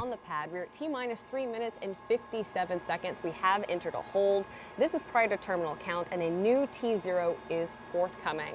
Now, while we're in this hold, I want to talk about New Glenn a little bit more. This isn't just a rocket, of course. It is a big step forward in how So we are going to get a new tea time shortly. So good update for that. We will hopefully get that to you as soon as we know. Crystal Rowan has said Carnival elevation looks like it's in the exclusion zone. Could that be the cause of the hold? The teams on the ground here have been capturing a lot of the cruise ships coming into Port Canaveral this morning, haven't they, Ryan? Yeah, I mean, I said it earlier in the stream. I was very surprised to see this many cruise ships arriving at 5 o'clock in the morning. But apparently it's a regular thing. Fingers crossed we don't have any cruise ships crossing the channel into port at the time of liftoff. But don't worry, everybody. We have different cameras laterally spaced apart this time. So when the cruise ship crosses one of them, we'll at least have another camera able to see the rocket. So don't panic. We've thought it through. And fingers crossed we will have you a live view of the rocket no matter what... I forgot, was it Carnival Cruise Lines decides to do?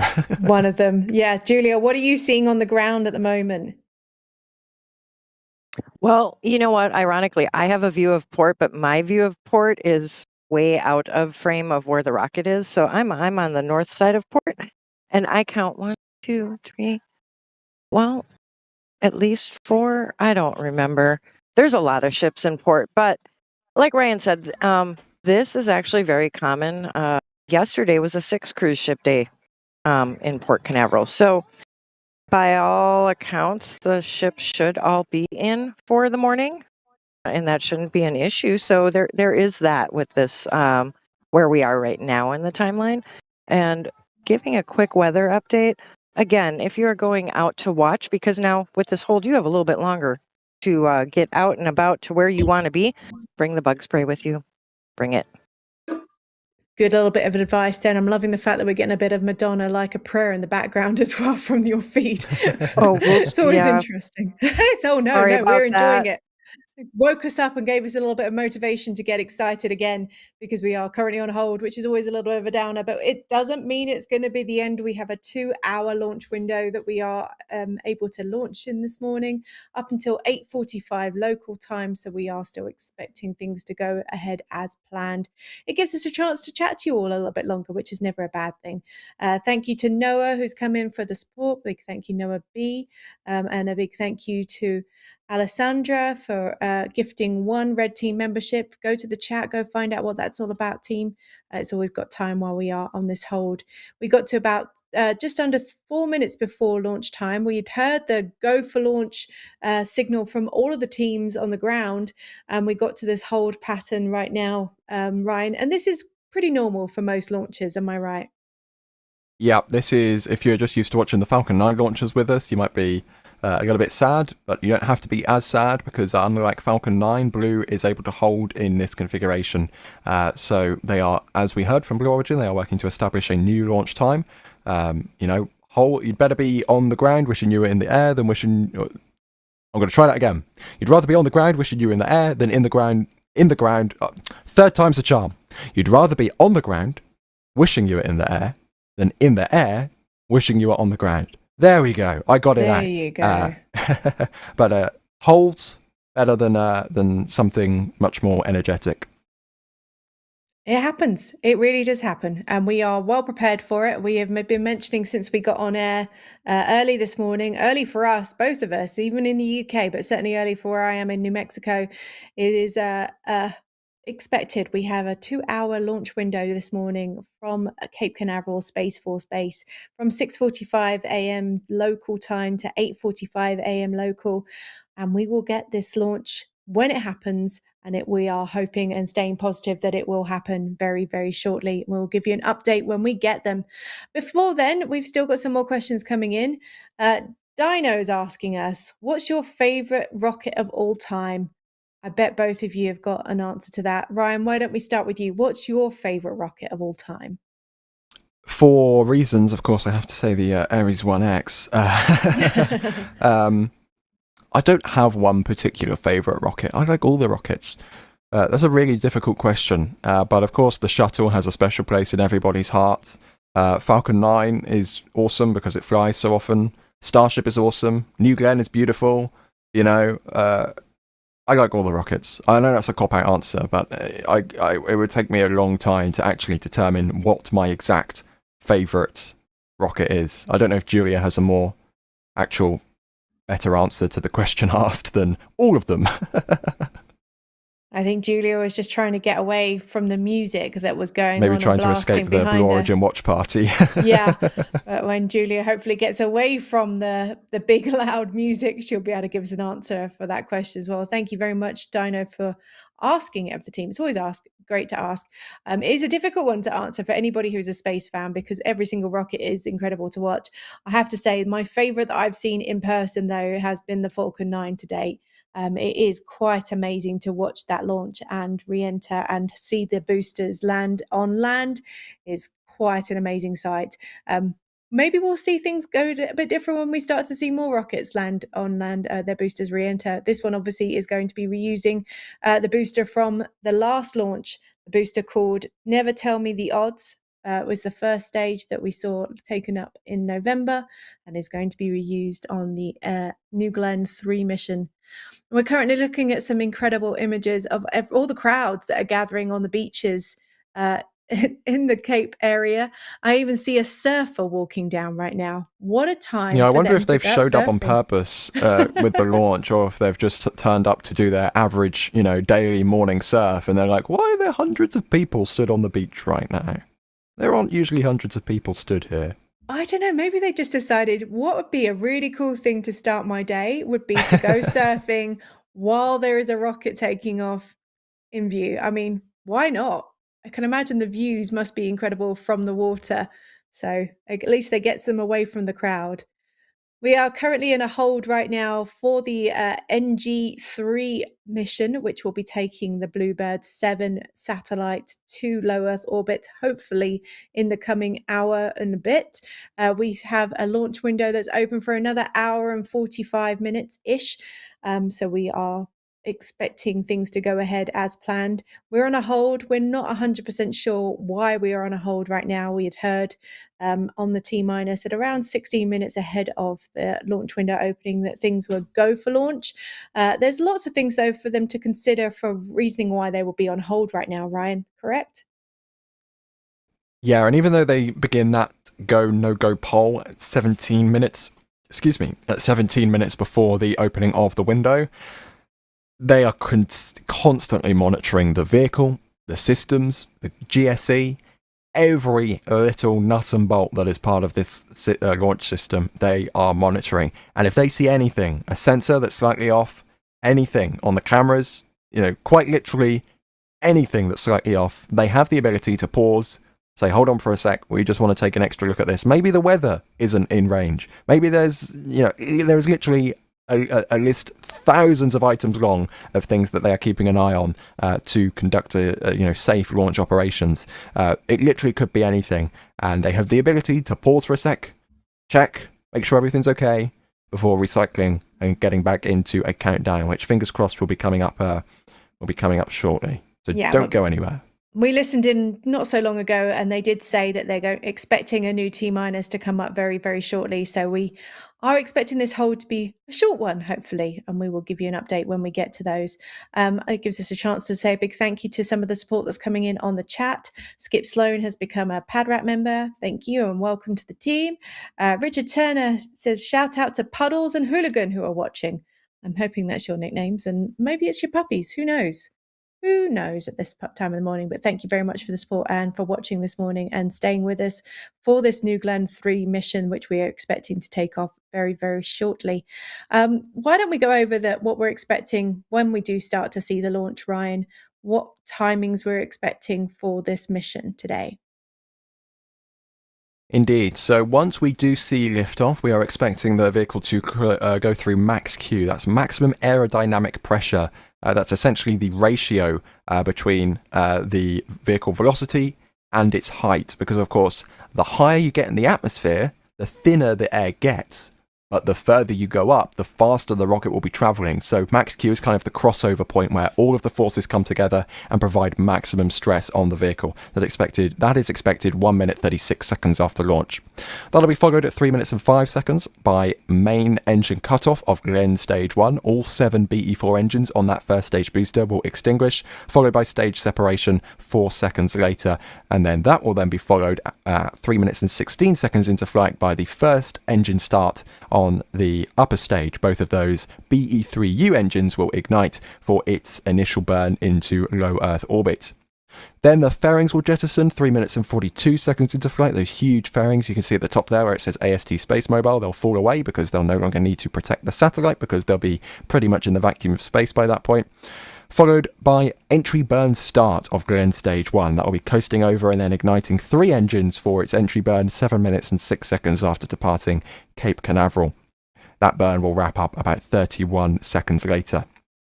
The booster will then continue coasting down towards the ocean, the Atlantic Ocean below, with landing burn igniting 8 minutes and 45 seconds into flight. That landing burn will initially be on 3 engines. The line of engines we saw last time around, Blue have designed this rocket to have 3 gimbaling engines. So of the 7 engines they have, 3 gimbal, 4 do not, and the 3 gimbaling engines will ignite.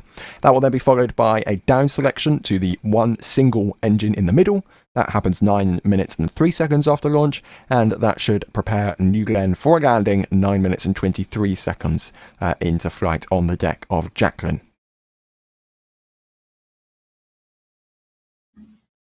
That's all the updates that we've got coming in, and we are still on that hold. We will keep you updated when we know that that is being released.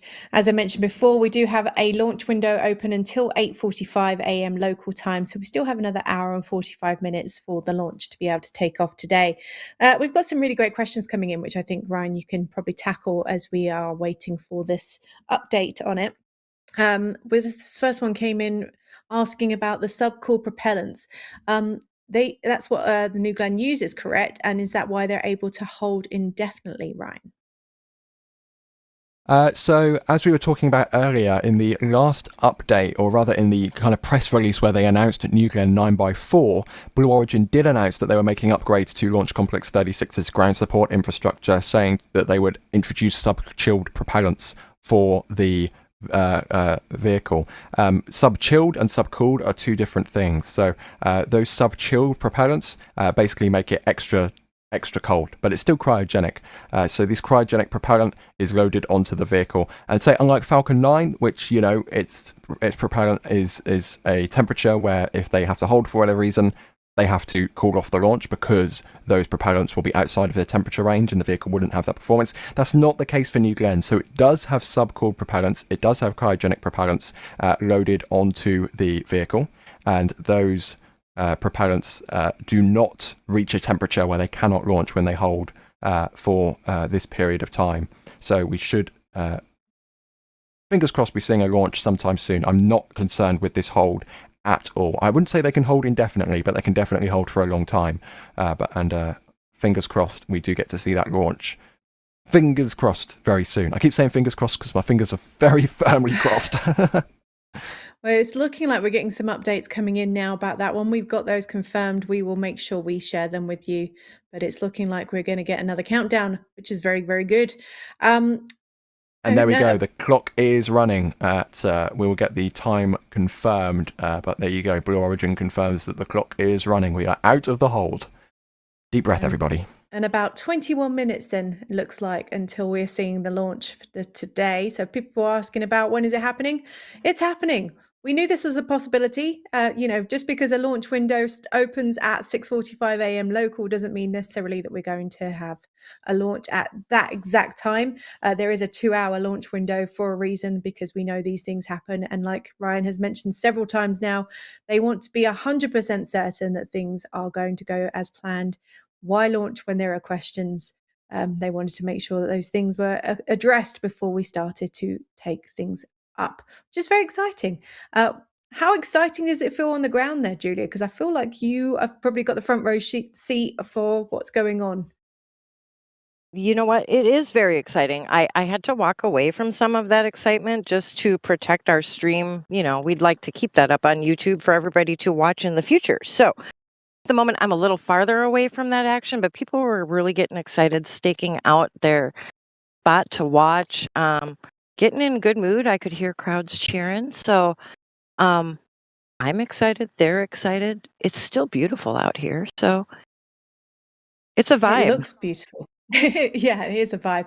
It does look beautiful. We keep seeing these gorgeous images.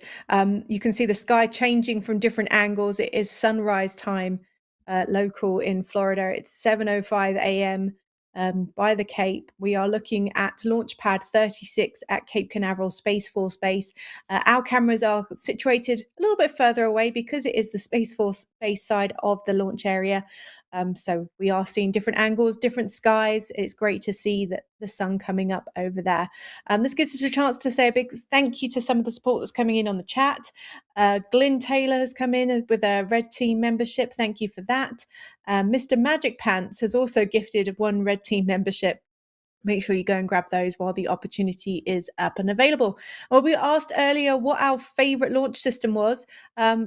Jacklyn has also asked, what's our least favorite launch system?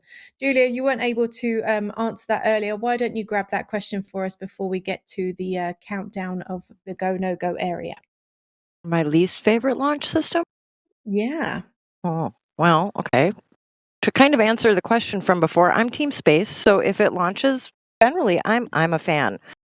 We're a fan of any launch around here on the Space Coast. If I had to pick a least, maybe, I don't even know if it's a thing anymore, but how about spin launch?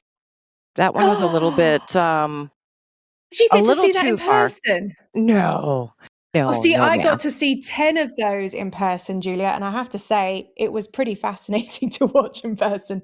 Mainly Fascinating, because, like Evil well, because you, Knievel fascinating? well, because you don't get to see it. It happens so quickly, but it was like they had these like mylar systems that they had to pass through. So it sent up like a confetti shot. So when you were standing within range, you were rained on with confetti when that launch happened. Oh. And I have to say they were pretty fascinating to see. I think personally my least favorite of all launches, and I shouldn't really put them down because they are my local ones, is probably Virgin Galactic's, only because the system is beautiful. It is beautiful to look at.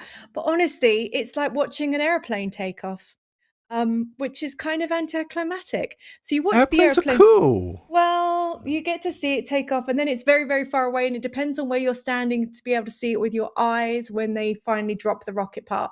I'm sorry. I know I'm very lucky. I've been able to see it in person myself multiple times, but compared to a rocket launch, and I've seen hundreds of those in person, have to say a little bit anticlimactic. And I'm sorry, guys, because you have an amazing system, but comparatively. You know, Alice, I kind of agree because I've seen Pegasus launches.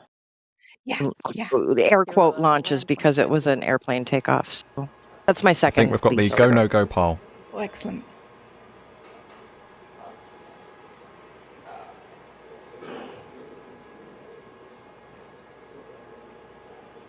All stations is LD on count 1.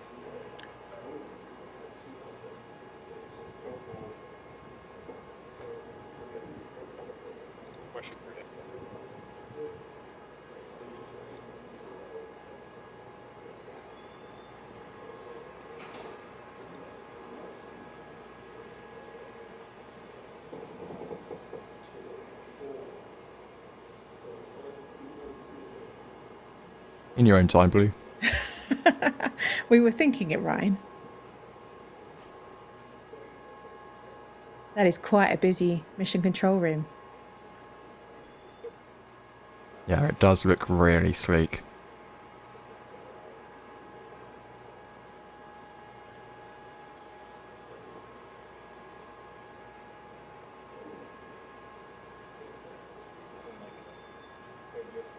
That countdown clock is still going down, which is a good sign.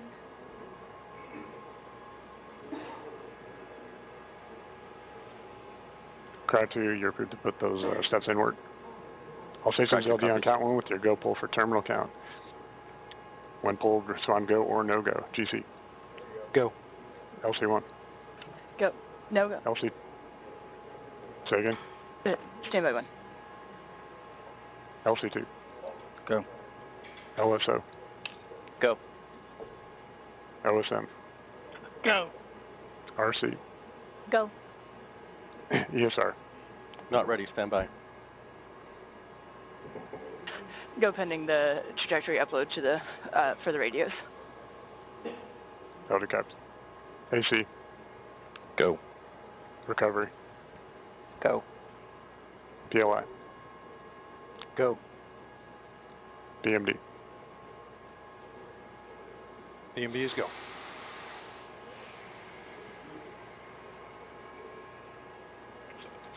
We are go pending, LC1 completing final PDI uploads. And Crowd 2 completing his actions from DA. GC, LC1, LC2 configure for terminal count for step 2-2 L7000. GC copies.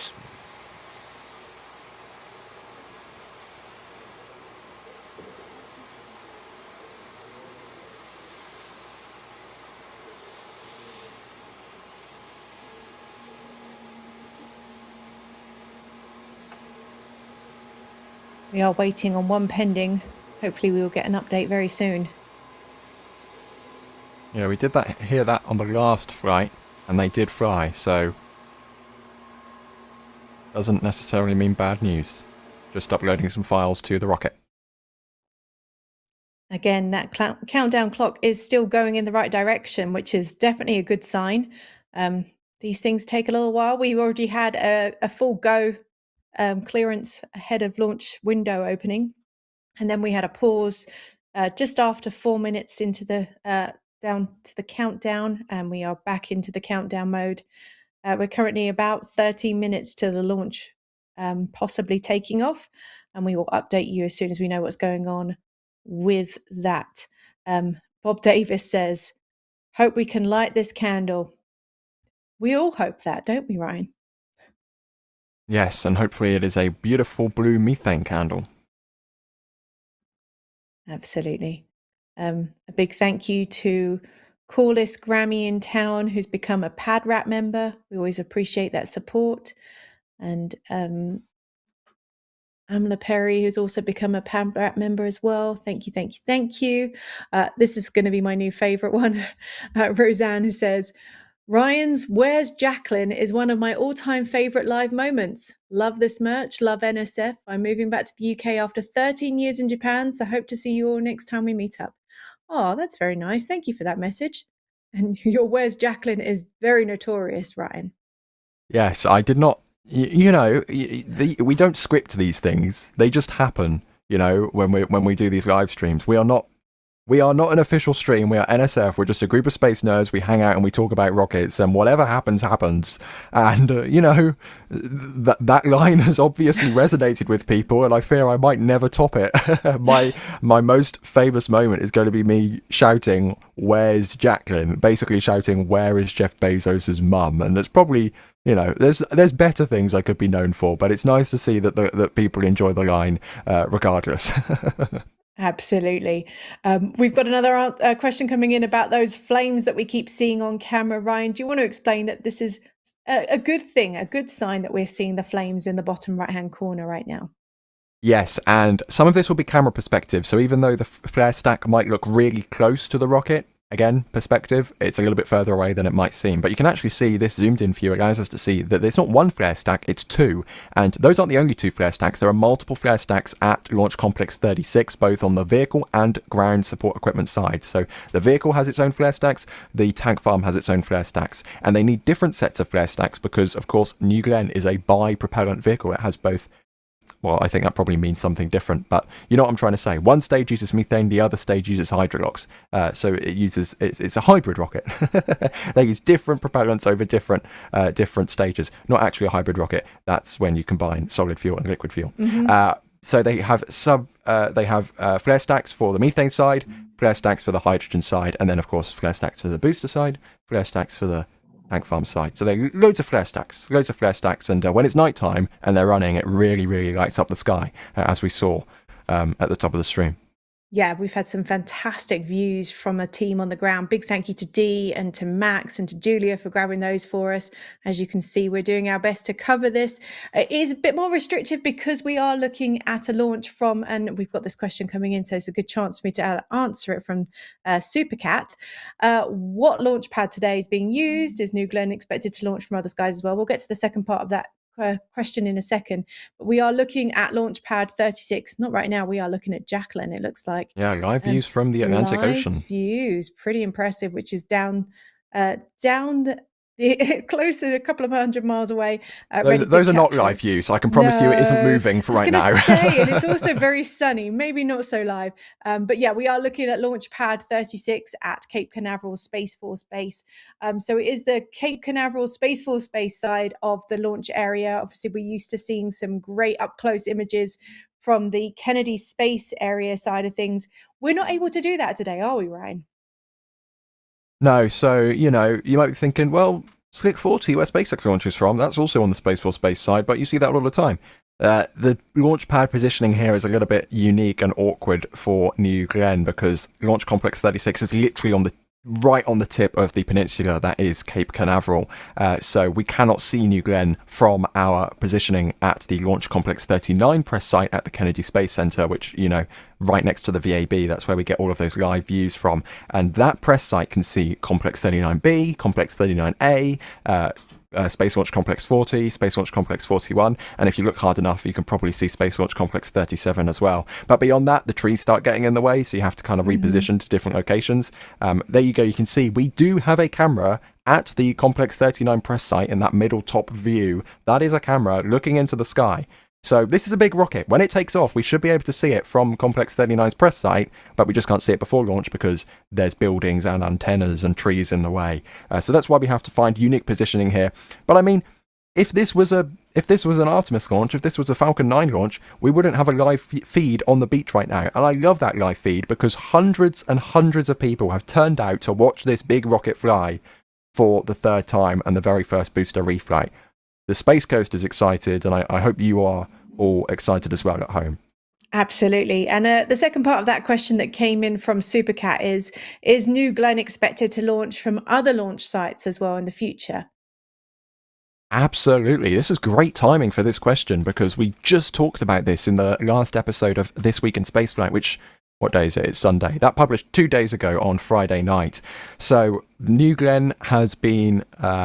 I can't really say approved, but Blue Origin submitted a proposal into like a request for proposals from the United States Space Force for a new clean sheet pad at Launch Complex 14 at the Vandenberg Space Force Base in California. New Glenn has been approved for that initial solicitation, and they will now look further into building a new launch pad at Vandenberg. And this isn't like Launch Complex 6 where SpaceX is taking over a former Delta and former shuttle pad. Slick 14 is a greenfield site. It's literally a field right now. So it will be a completely bespoke facility for Blue Origin. And, if that goes ahead, we've seen the filings for a second pad at the Cape. We've seen this now proposal for a third pad at Vandenberg. This would give them 3 launch pads over both coasts. And that would be, if you want those defense contracts for those sun-synchronous orbits and those polar orbits, Vandenberg is a really useful tool to getting those big, juicy money contracts from the US government. And they are all important to keep this vehicle going and to keep the mission going. And I apologize, there's a train going by where I am in New Mexico. So if it bleeds into my microphone, it's not my fault, I promise. The great question came in from Supercat. Thank you for that, and great timing for it as well. This gives us a chance also to say a big thank you to all the other support that's coming in. Sapphire's asked, what is the building in the camera shot? I'm not sure which one they're referring to. Maybe they're talking about what we're seeing in the foreground in this image here, Ryan. I'll assume so. That is Blue's horizontal integration facility. In layman's terms, it's a giant hangar, and they store horizontally the vehicle components for New Glenn, booster second stage fairings, when they are getting them ready to integrate and roll out onto the vehicle.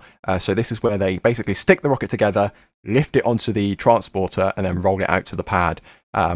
But that's not their only building. They have their huge exploration park campus down the road at the Kennedy Space Center where they actually build these things. They have factories where they build the booster, the second stage, where they build lunar landers, and of course that's where their mission control and launch control facilities are as well. So big building, but it's not the only building Blue has at the Cape.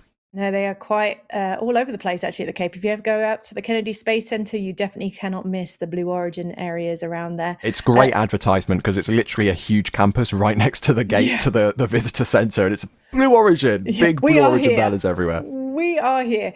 Big thank you to Anonymous who's come in with your support. We always appreciate that. Thank you very much for that. Another question's come in. Why does rocket not have burn marks on it like Falcon 9 after reuse? Now, you did cover this a little bit earlier. Do you want to go over that again for us, Ryan? Absolutely. This is a question we've been getting a lot, and you know, it's a valid question. Falcon 9 comes back all sooty. Why does New Glenn not?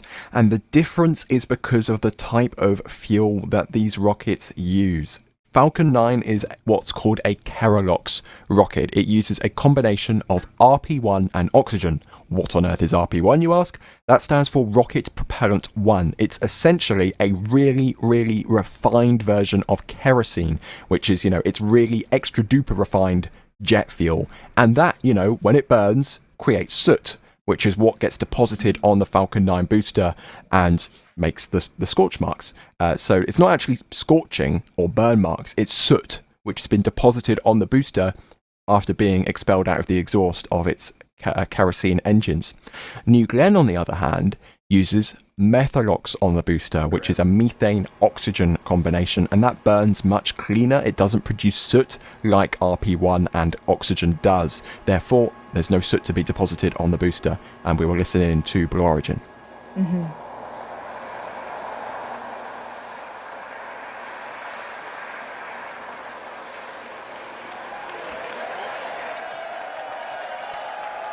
There's cheers. That's a good sign. Lots of happy employees. They're showing that, flexing their muscles there on those images. Loving the fact that they've made little across the placards. United States. We're talking Kent, Washington, Launch Site 1 in Texas, and of course, Huntsville, Alabama, with a live look at NG New Glenn out on. They're talking about the fact that they have got teams across the US, because Blue Origin is obviously based out of Washington State, up near Seattle, but they've got teams that work out in Florida as well and down in Huntsville, Alabama. So they're all tuning in for this. This is a big deal to the team that have been working on this vehicle for some time. In fact, one of the questions that have just come in, which gives us a bit of a chance to add into it, was how long has this been worked on? Is it true that it's been working on as long as SpaceX has been developing the Falcon 9 and Heavy systems? New Glenn is a much newer system than Falcon 9 and Falcon Heavy. New Glenn really kick-started development kind of in the 2017-2018 timeframe. Of course, it was an idea long before that, but that's when development really sort of kicked off. So around 8 years ago or so, and of course, it flew for the first time. What was January last year of 2025. Already a long time ago. Feels much closer than it actually is, you know. 16 months ago. But yeah, so what would that have been? Sort of 2018 to beginning of 2025, sort of 7 years of development or so. That's pretty impressive in space terms, I'd say. But it's and a good this question. is a big rocket. Not only is this a big rocket, this is their first orbital rocket. New Glenn is, it's a pretty, what they've been able to pull off so far over their first two flights has been pretty impressive. And fingers crossed, the second flight of this booster is just 90 seconds away. Yeah, we are currently down to 1 minute and 28, 27, 26 seconds until that launch. And we're going to listen in to see what the updates are coming in.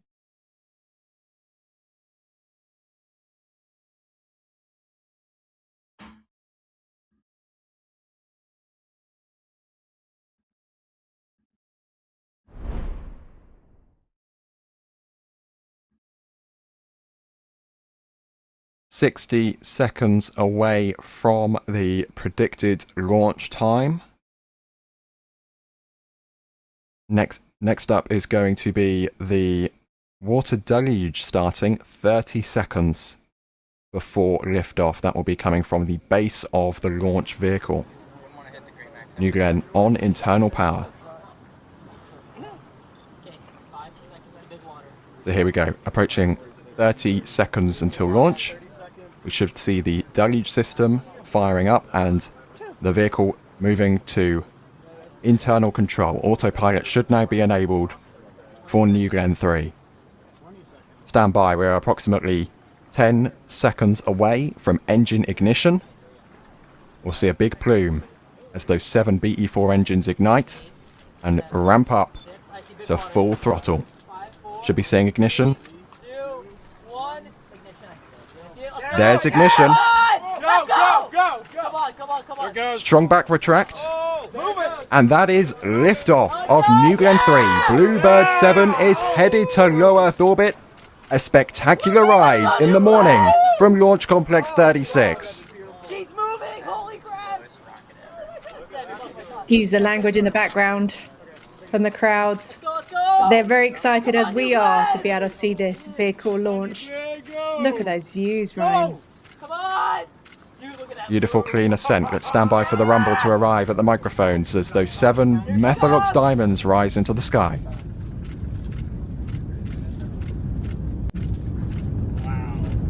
go!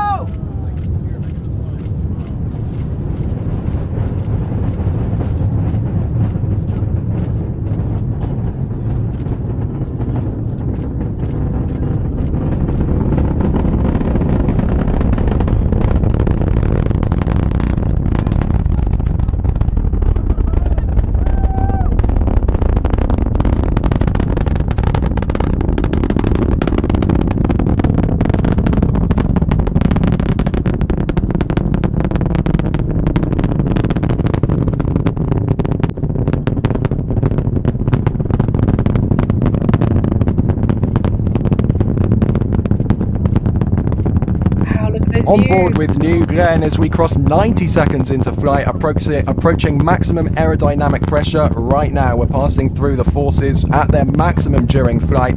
Look at New Glenn go as it starts to pitch downrange and heads towards its southeasterly trajectory, punching through the clouds right now. We can see 7 BE4 engines burning bright, shining over the skies of Cape Canaveral. Approaching 2 minutes into flight, main engine cutoff is coming up at 3 minutes and 5 seconds into flight. We're about a minute away from MECO of New Glenn 3. A very, very pretty ascent, as we expected from Blue Origin there. Beautiful. No Glenny fish this time, only because we were a little bit behind that launch window opening up, Ryan? Exactly. Unfortunately, the sun has risen now, so we are beyond the point of a jellyfish. But it doesn't make this launch any less spectacular. That was a beautiful ascent out of Launch Complex 36. Now 2.5 minutes into flight. Look at this. That is, beautiful. Beautiful ascent. Okay, we should be seeing main engine cutoff coming up in a few seconds' time. Again, 3 minutes, 5 seconds into flight is when those 7 BE4s will shut off, and then we'll have stage separation. So that should be coming up in 20 seconds from now.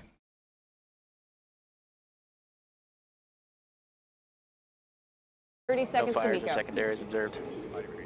Okay.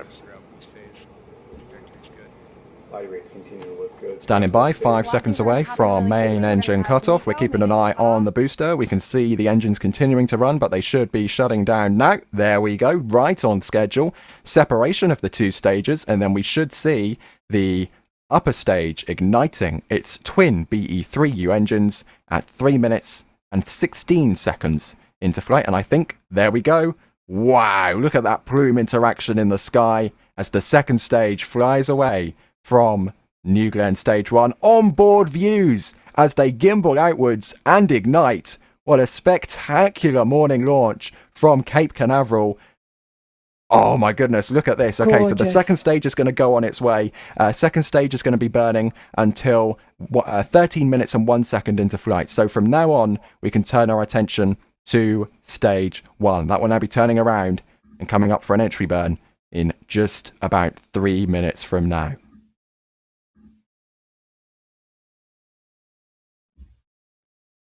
Looks like the camera views might have frozen slightly, but we should have just had fairing jettison, revealing the... There are the fairings, revealing Bluebird 7 to the vacuum of space for the very first time. Again, some troubles with the onboard videos, but we are on board with the booster right now. This is Glenn Stage 1, which will be pitching over and heading back to Earth We are now approaching 4.5 minutes into flight, and the entry burn will be starting up 7 minutes and 6 seconds. Here's a tracking shot of the booster as it falls back to Earth. We are a couple minutes away from that entry burn starting. We're expecting 3 engines to light up. It'll be that line of engines, the 3 gimbaling engines, as they fight fire with fire and protect the booster as it enters Earth's atmosphere once again. Dare we say it, Ryan? Where's Jacklyn? Well, it's somewhere in the Atlantic Ocean. Fingers crossed we'll see it. Fingers crossed we'll see it a bit earlier than we did last time. But I have a bit more confidence this time in where things are actually going to be happening. Again, the last time was the first time we ever saw a nuclear booster land, so you can cut me a little bit of slack. I kind of know what to expect this time. We will definitely let you off. But here we go. 5 minutes and 23 seconds into flight. Again, that entry burn is starting 7 minutes and 6 seconds into flight. So we are 90 seconds away from the entry burn starting. This is going to be our first indication that these BE4 engines can relight. Again, this might be a reflown booster, but this set of engines is brand new. These 7 BE4s have never flown before. This is their first flight. The booster might know what it's doing. Let's find out if the engines do as well. We are now 6 minutes into flight, about 1 minute away from entry burn startup. And suddenly my heart rate is rising to a very high level. This is where things get exciting. Absolutely. And what great views that we've got this as well on track.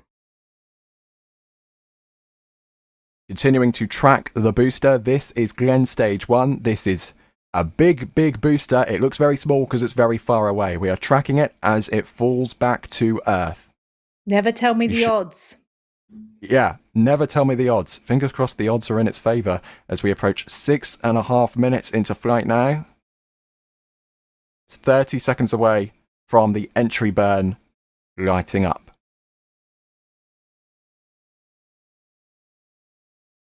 Looks like it's still there. It's getting smaller and smaller, so it's more hard to track, but we can still see the booster in the distance. 10 seconds away from entry burn.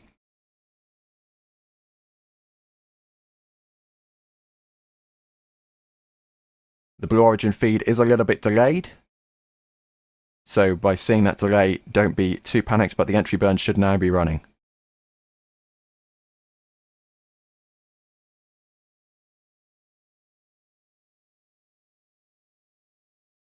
Standing by for the visual confirmation of that ignition.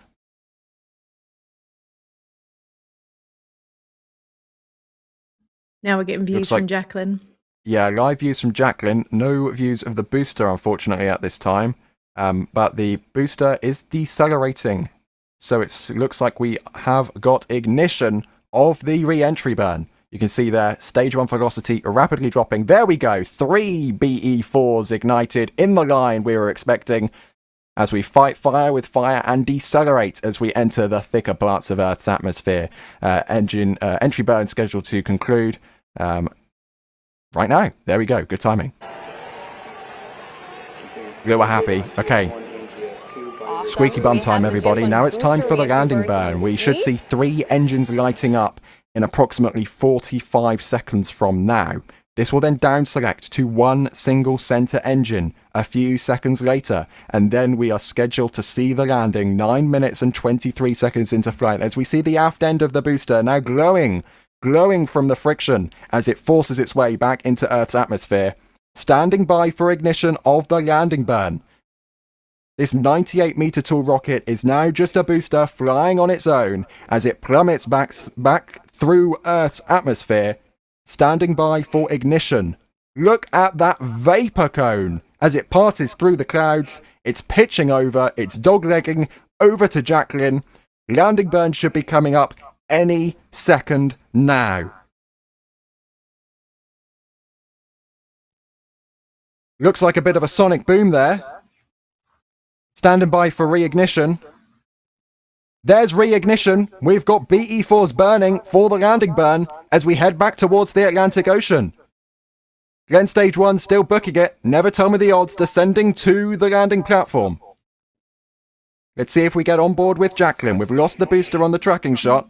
There is the booster. It's hovering over towards Jacklyn. Little bit of a delay in the video feed, but it's hovering over. Is it going to do it again? It's a little bit tilted, but it's bang in the middle of Jacklyn. Will it hold? Will it stand? I think in the plume, for the second time in a row, never tell me the odds, is on the deck of Jacklyn. There it is. We can see it. For 2 flights in a row, the odds were in your favour. Never tell me the odds is vertical on Jacklyn. They've done it again. Fantastic. Incredible. Incredible. I don't think we can oversell this, can we, Ryan? This is absolutely amazing. They've done it again. It wasn't a fluke. We have 2 operational, heavy, partially reusable launch vehicles from Cape Canaveral. The future has arrived, everybody. It's here. Congratulations to Team Blue for another successful launch and landing of their booster. Never tell me the odds. Wow. They That make it look is so quite easy, an don't they? accomplishment.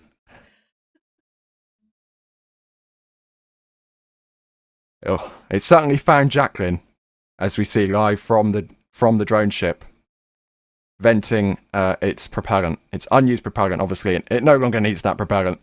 So venting overboard quite spectacularly.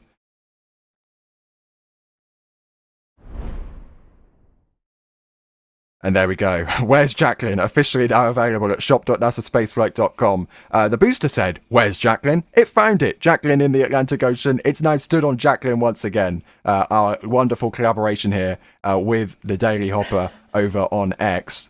Yeah, I'm quite amazed by that.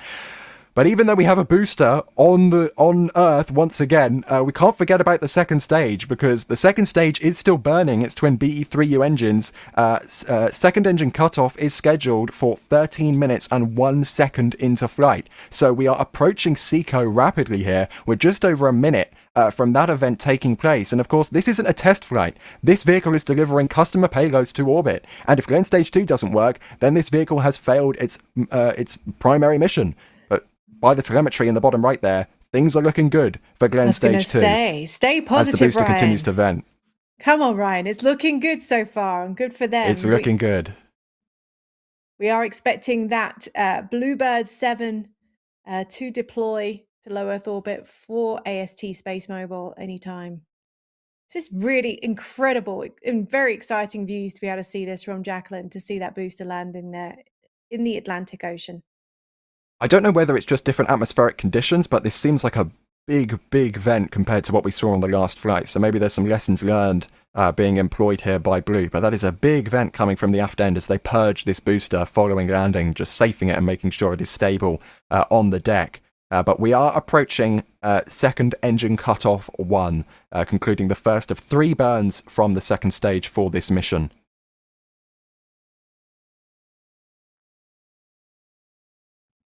Standing by for confirmation. Regardless, Blue Origin teams are very happy across the United States, but we have a second stage which is still in space. And it looks like we have conclusion of that burn because the velocity has stopped updating, and that stage is in a 16,856 mile an hour orbit. SECO confirmed on Glenn Stage 2.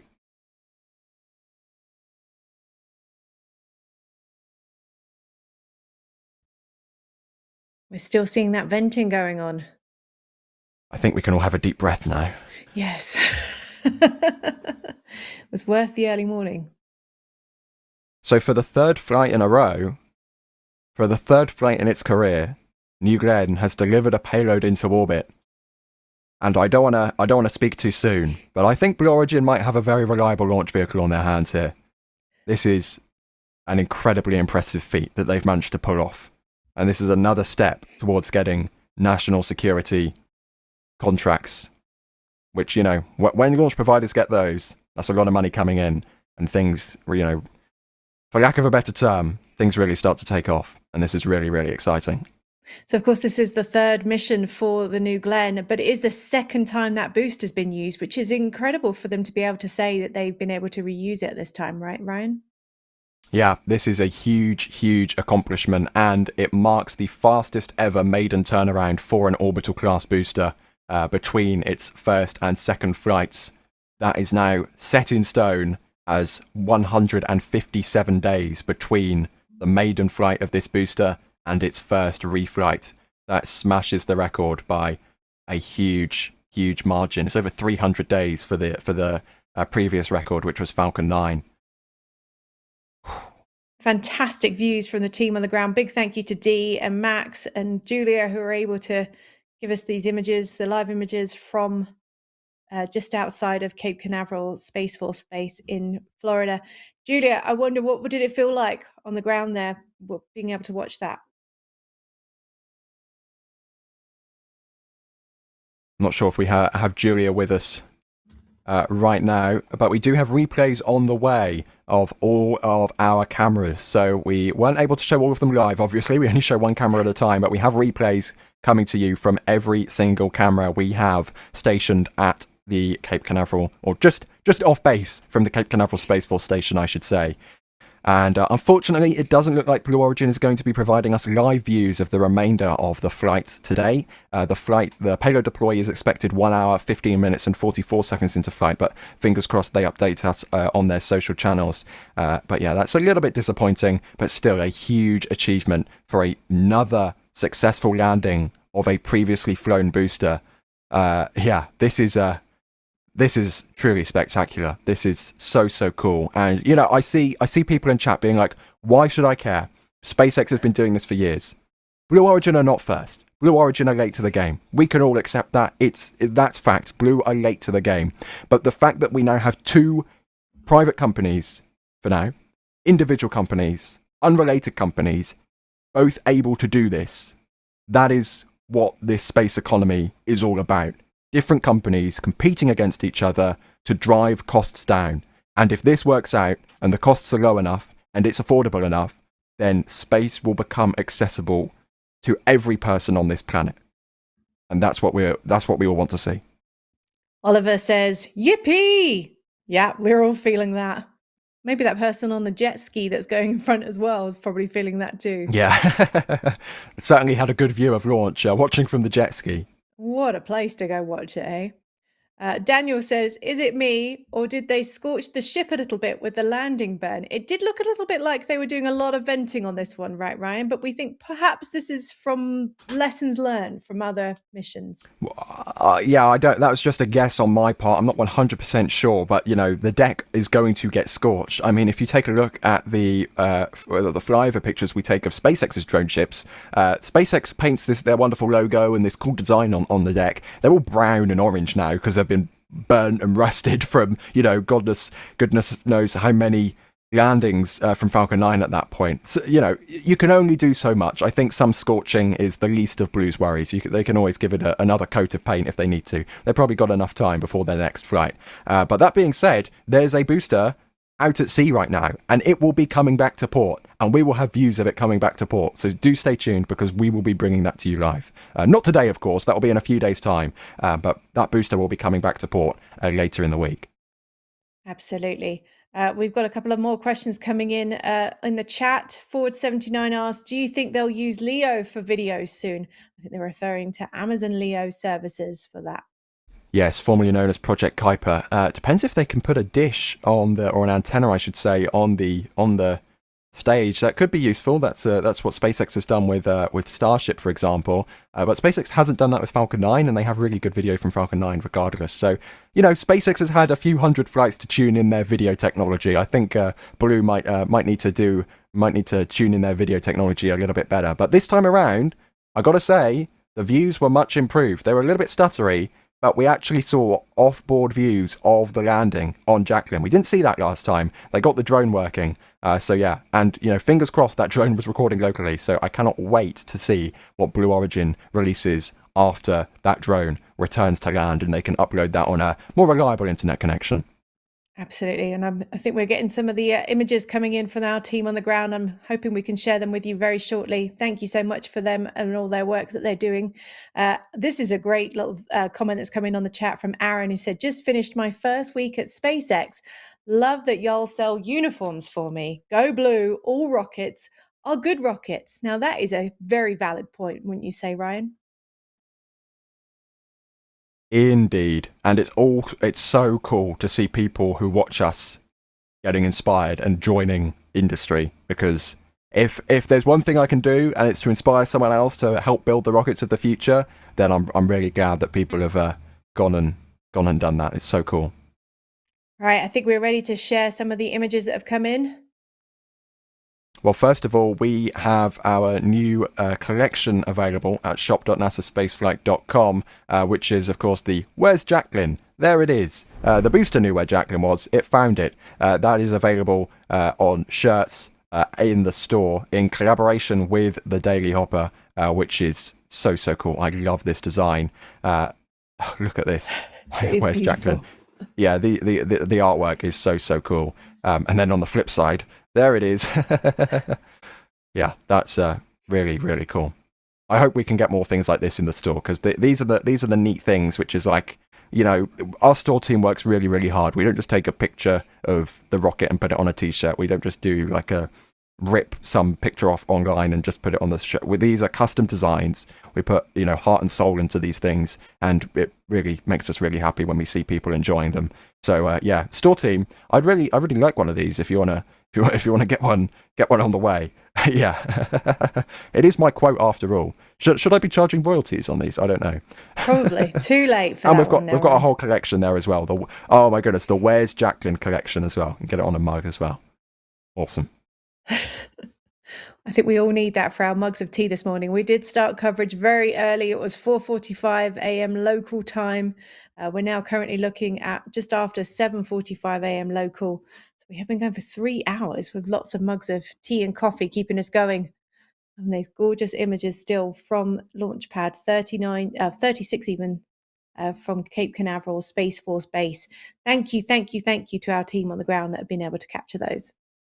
And speaking of our team on the ground, we do have the images and replays ready, I believe. So let's take a look.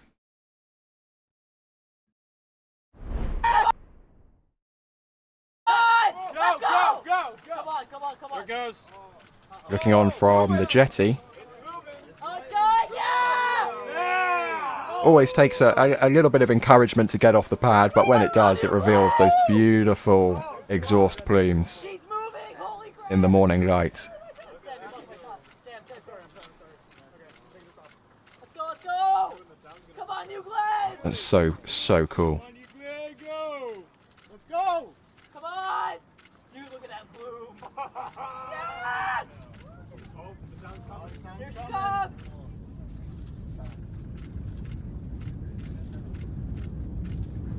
Wow. Let's go! I love the excitement with all the commentary in the background for this one. Yeah. And now we can hear the rumble start to come in. Of course, we're a bit away from the pad, so it takes a few seconds for the sound to arrive, but oh, it sounds so good.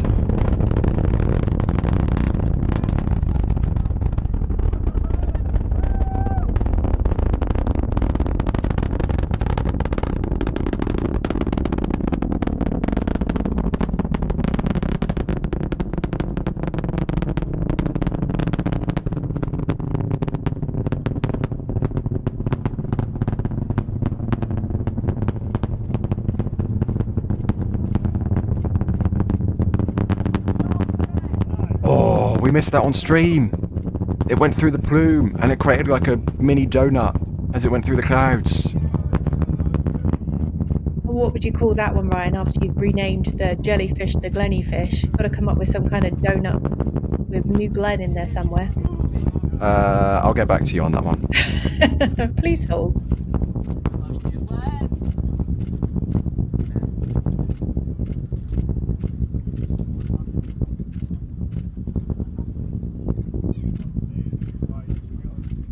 Amazing footage. Great work by the team. Yeah, I'm pretty sure this is Max's camera. Well, that was Max's camera. This is one of our robotic cameras stationed along the beach. And look at this. Lifting off. This is real time, by the way. One of our robotic trackers as well. Oh, and you can even see it pitch over there. You can see the rocket is so big, you can actually see the pitch over, like perpendicular to the camera view. That's so cool. That is really cool.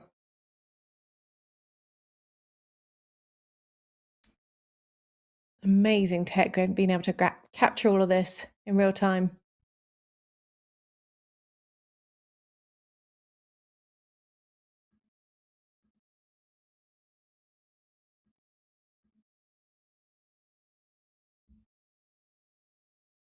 That really did track it for some time, didn't it?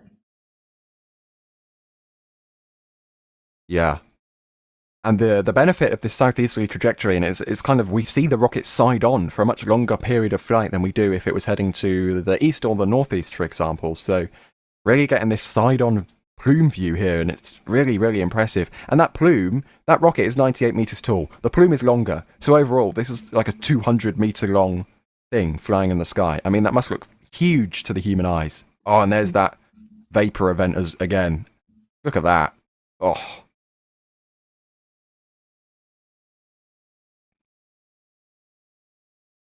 Produces that big contrail as it pushes through max Q. I bet it was amazing to see in person and feel. Almost looks like a shuttle launch there on that angle with the vapor.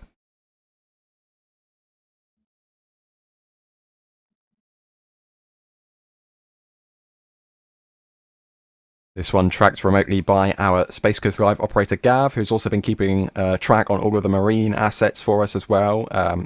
He was actually the person who spotted that Go America, that offshore supply ship, is stationed in the landing zone. And again, that could potentially be experimenting with fairing recovery. So when Jacklyn comes back into port, and fingers crossed the booster stays vertical, and we see Jacklyn get all the way back to its home base, maybe we'll see some New Glenn fairings in trail. Perhaps.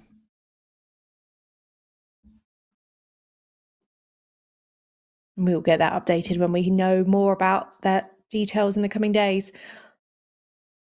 View from the port here. Yeah, looking over from one of our fleet cams at Rusty's Seafood and Oyster Bar. Thanks to Rusty's for allowing us to host the cameras there as always. And there you go. You can see that big rocket rising in the background with the sunrise as well. I'm a little bit sad we didn't get the jellyfish, but you know, it's still a beautiful ascent regardless with the clouds being illuminated there by the sun. We had a few questions coming in about the cruise ships and whether or not they destroyed some of our views. There were quite a few that were coming into port this morning.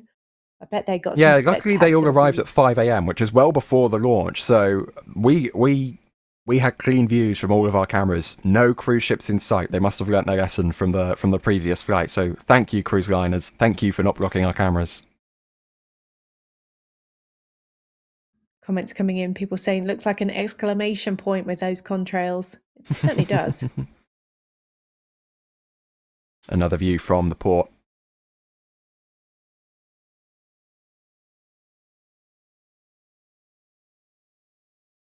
It's quite amazing when you get a sunrise launch like this, how different the colours are and all the different angles. Yeah, I mean, we've literally had Blue is very rapidly completing the different lighting conditions you can see launches in, because they've done midnight, they've done basically middle of the day, and now they've done sunrise. I mean, what's next? Sunset? they're checking off the entire list here. Oh, and let's look on. This is from the Complex 39 press site. So this is from over 10 miles to the north from one of our robotic cameras. I want to see what this one saw.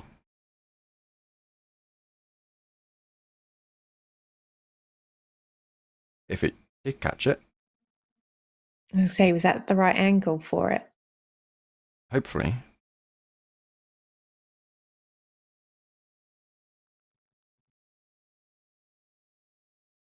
Maybe it just needs a minute to... There we go, crossing the tree line. Needed a minute to cross the tree line, but you can see it in the distance there.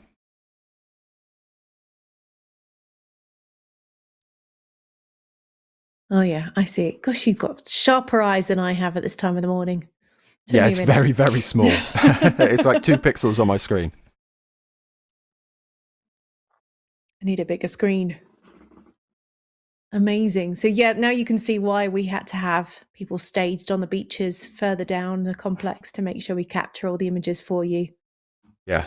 This is why this particular site is not ideal. It's quite far away. And now let's see the behind the scenes shot of the crowd on Cocoa Beach. This is what we want to see.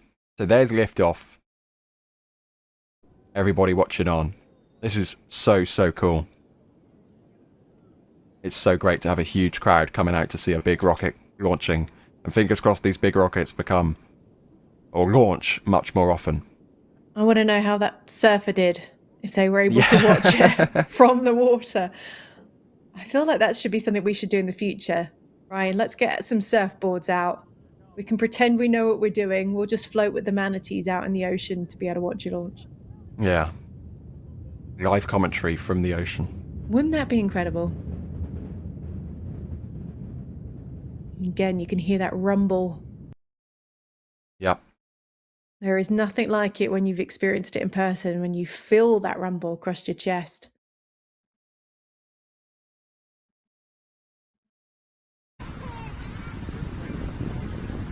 Let's watch on. I think this is Dee's track from the beach. So same position as the last shot, but zoomed in much more. You get all the colours there of that ignition. Look at that. And in this lighting, the plume is less blue and really kind of pink and purpley. Yeah. Compared to the nighttime blue that we saw.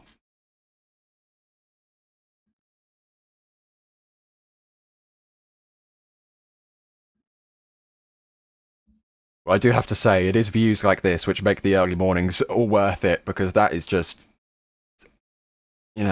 majestic, I think is the word I'll settle on. Majestic as it lifts off with that beautiful, almost getting a little bit of a mega mark diamond in that plume there.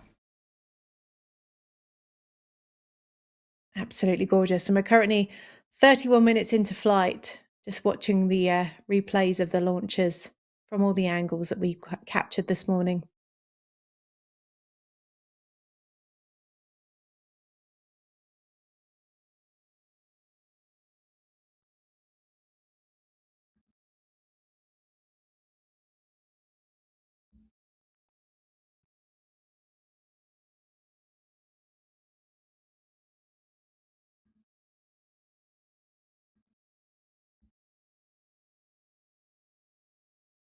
There's that exclamation point we've had a few people point out.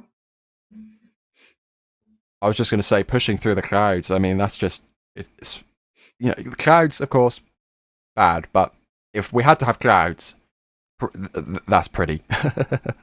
They are beautiful, aren't they? Only wispy clouds. We can still see through the clouds, so, it's not the end of the world, and it makes the exhaust glow as well. As Julia kept saying, it was a perfect morning for a launch.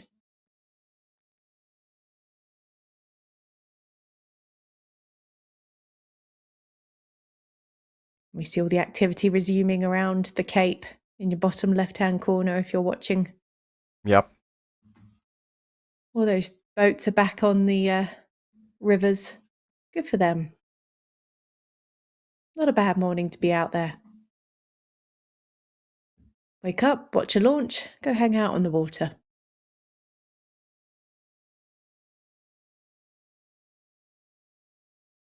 Great view of those engines.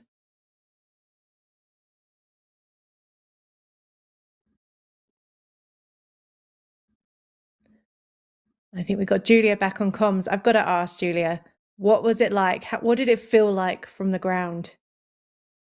Well, that was pretty cool.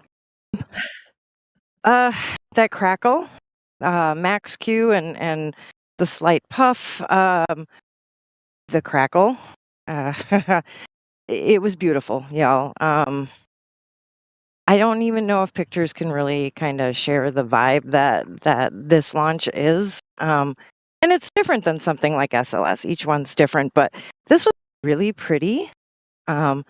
I have a feeling a lot of pictures are going to come out kind of almost monochrome, which is neat, just due to the way that light hit for most directions. So I don't know, you guys, what do you think? Because I thought it was pretty special. I think from our perspective, it was incredible. Yeah. Beautiful views. Yeah, truly, truly incredible. Julia, I did want to ask you, as someone who has seen a few launches from the Cape, how did the sound of New Glenn compare to Falcon 9? I'd imagine, I've never heard SLS or a shuttle, but I'd imagine the solids are hard to beat. But how does the actual like experience compare? Because we can see the tracking shots, but what's it actually like in person? Oddly similar in a way. I mean, it depends where you are. Like, it was almost quiet going up. I know sound is delayed a bit, right? But I mean, it was almost quiet, and then all of a sudden, it was just crackle all over the place. And maybe for me, that was closer to max Q with my eyes. But it's similar. I know you guys have all seen streams where Max is like, "Oh my god," and it was just a Starlink, but it was a special Starlink because the noise. And Max has heard the same crackle for Starlink as I've heard today at Cars Park. So I'd like to say it was terribly different, but remember, I also just saw SLS, so the solids kind of ruined me. You have been spoiled, haven't you? The solids Yeah. kind of saturate all I've been spoiled. expectations. Yeah, and to be honest, like I've watched static fire of something like Falcon Heavy and had very polar experiences from the exact same viewing spot. The very first Falcon Heavy static fire was crazy and loud, and then the second time, we never heard it, not once, and I was maybe less than 3 miles from that pad. So, but you know what? It was special sharing it with everybody at the park, everybody here on the stream. So, everything's special in its own way, y'all. Absolutely. We've had a comment come in from Thomas Benedict who said, I met Max, D and Julia at NG2 and stood behind Max for the launch. Tell Max and D I'm the person from PA.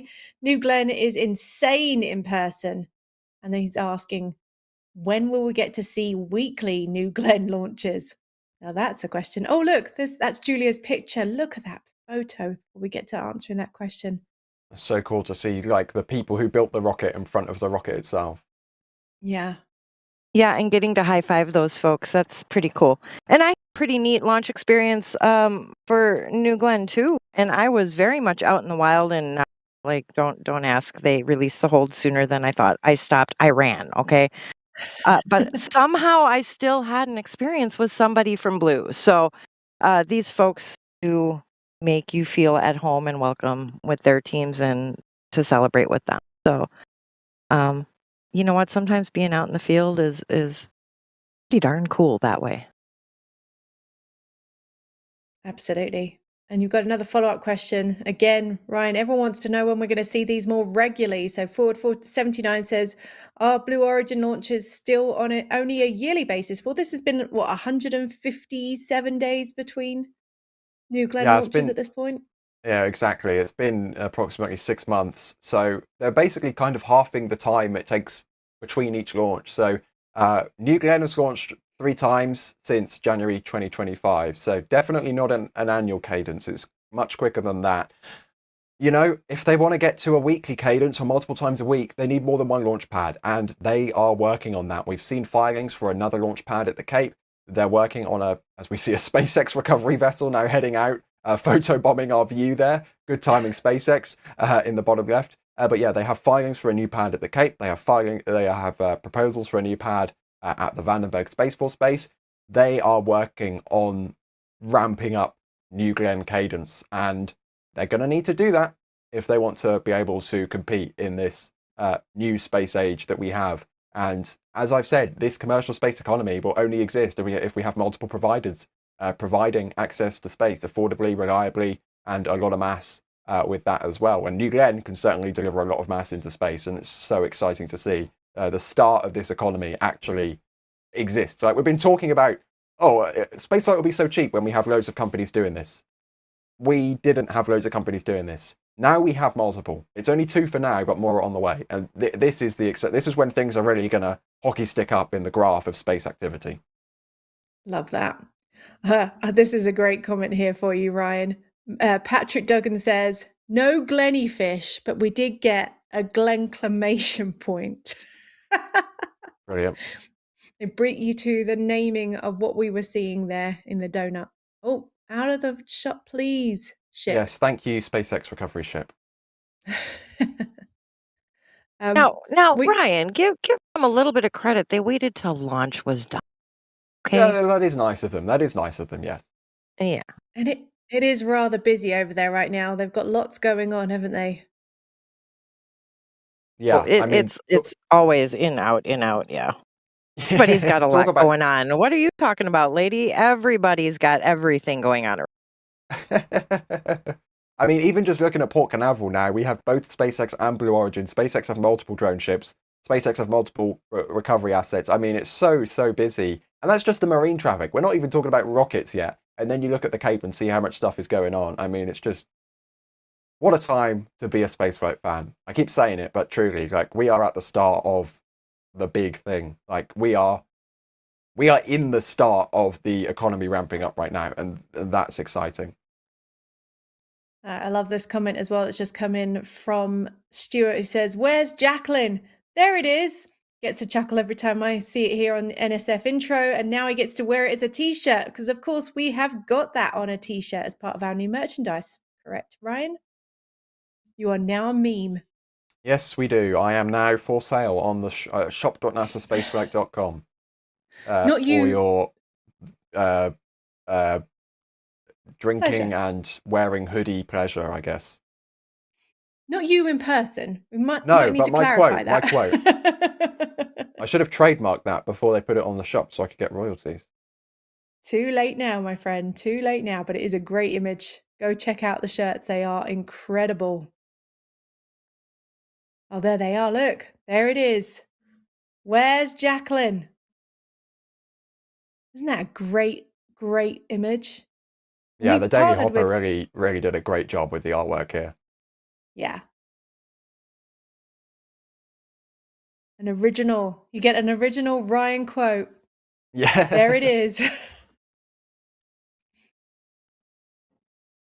Great shirt, and it's available on hoodies and mugs. Go check out the merchandise that's available for you today. TJ also saying, love the shirt. We all do. Well, it's nice to see people picking it up.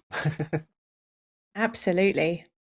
Joel's saying, congratulations to the Blue Origin team and AST SpaceMobile. So exciting. The future is near. So, of course, we are still waiting on the payload to be released, correct, Ryan? Indeed, we are, despite the fact that Blue Origin have decided to not provide us live views, we are still in flight. There is still things happening, and the next event is going to be the startup of the second stage once again. That's scheduled for 1 hour, 9 minutes and 41 seconds into flight, or approximately 30 minutes from now. And that will light up the engines for approximately another minute to kind of circularize the orbit there. And then the payload will deploy 5 minutes after that, which is, of course, that 6.1 metric ton Bluebird 7 satellite for AST SpaceMobile. And then after that, at 2 hours, 49 minutes and 12 seconds into flight, the second stage will then conduct a disposal burn. So it will light its engines pointing in the wrong direction to lower its orbit so it impacts the ocean 3 hours, 5 minutes and 8 seconds after launch. So we are hanging around until we get some more updates on that so that you guys know exactly what's happening with this launch, despite Blue Origin not sharing that in a stream. I love the fact that there's now a competition for naming things after your Glenny fish. Gentleman Man Otter has said, New Glen donut is a glow nut. I suppose it works, but then you lose the Glen, so... We say no to that one, do we? Yeah, I think so. We have got a couple of questions asking about the drone ships. One of them's asking what the SpaceX recovery drone ship is doing. Are they going to recover anything? We're expecting a SpaceX launch soon? The vessel we saw going out was one of their support ships, which can sometimes tow a drone ship, but usually it's just nowadays going out to fish fairings. So coming up from the Cape tomorrow, we do have the GPS-3 Space Vehicle 10 launch. That is tomorrow morning, even earlier than the New Glenn launch today. So that could be for one of those. It's the only Cape Falcon launch I see in the schedule for little whiles now. If I had to guess, I would say that is to support the GPS-3 Space Vehicle 10 launch tomorrow morning. And if people want to find out more about what launches are coming up, Ryan, where can they find that information? That is a great question, Alice. We have nextspaceflight.com, also an app on the iOS App Store and Google Play Store, and you can keep up to date with all the latest information on all of the different launches. You can, if you have the app, you can set notifications and filter based on what specific rockets or launch pads you want to be notified for, and means you can never miss a future launch. And it's constantly updated with a team of people who help literally scour the internet for hazard zones and updates from companies, and it combines all of that information into an easy to digest platform, which is Next Spaceflight, and gives you the most accurate information we have that is publicly available for the future launches coming up from planet Earth. Ben Glasgow's asking, what are your thoughts on second stage dropping altitude? Because we are waiting on that.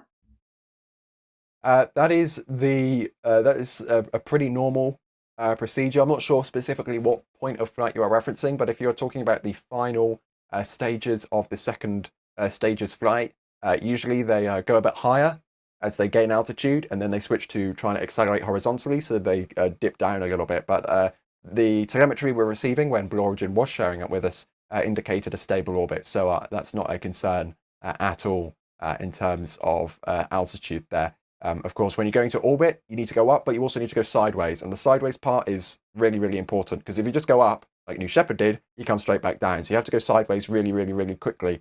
So altitude is obviously important, because you don't want to be falling back into the atmosphere. But altitude is less of the critical component in that equation. The velocity is what indicates what the altitude will be, if that makes sense. Because if you're really high, but you have no velocity, you're just going to fall straight back down. But if you're low, but you have really fast velocity, then you'll keep going around, if that makes sense.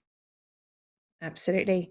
I think we've got a bit of a tease that we can share with you, a bit of a taster of some of the footage that was captured by Dee on the ground. If you want to see the full thing, you will have to go check out our socials, but look at this. I think Das described this as an NSF Skunkworks project on the Artemis 2 stream. But yeah, we're working on upgrading our optics here. And I think this little preview will give you a good example of what we mean by improving our optics. Gorgeous. Look at that. If you want to see the full slow-mo of that, again, go check out our socials for the full video. We are on X. We are on Facebook. You can find us on Instagram. Go see that full video in action. And thank you to Dee for capturing it. There you go. We've got all the tags up there, all our social handles. So you can go and find us.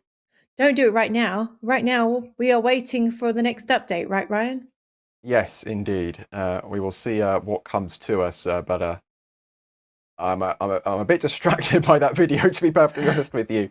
That is coming to the socials at some point today when Dee gets an opportunity to put that together for the socials. Need to focus on packing up some cameras first, maybe. Maybe. Dee has been working since very early this morning. Big thank you to the team for getting up before the sun this morning for this. It was definitely worth it. Incredible images that we've captured of the New Glenn third flight from Cape Canaveral Space Force Base. I've got this great comment coming from Meep Plays 69. It says, NASA spaceflight, I'm 15. Oh, bless you. For the rest of my life, I'm going to remember the day the orbital rocket return stopped being a monopoly. Thanks for the coverage. Great point, really, because this is a huge thing for today. That word is really the best word for it, I think, because as I said earlier in the stream, New Glenn isn't first. They're a long ways behind SpaceX, but you can't have an orbital economy where prices are being driven down if you don't have competition.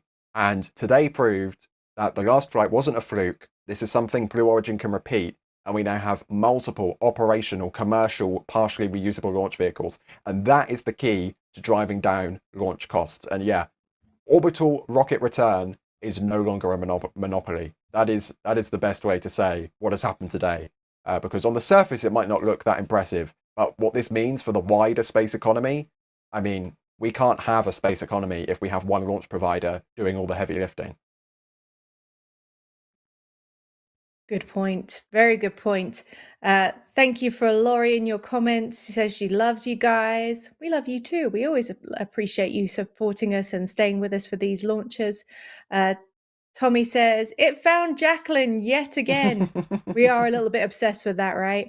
Thank you very much for that comment, Tommy. And Robert said, thank you so much for your support as well.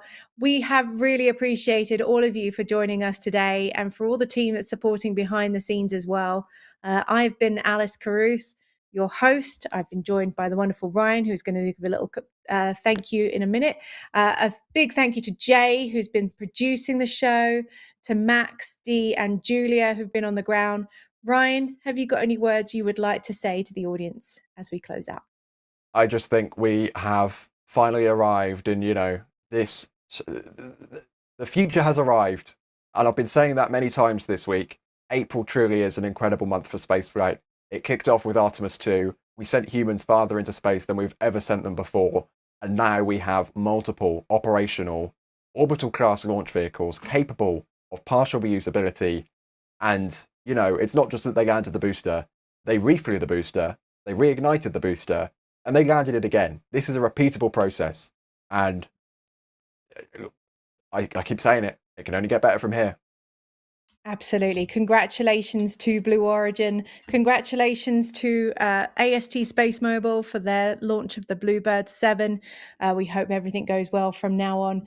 And thank you to everybody for watching with us for the last several hours. It has been an incredible morning for spaceflight from Florida, and there is more to come. Stay up to date with nasaspaceflight.com and all the information of what's coming up soon.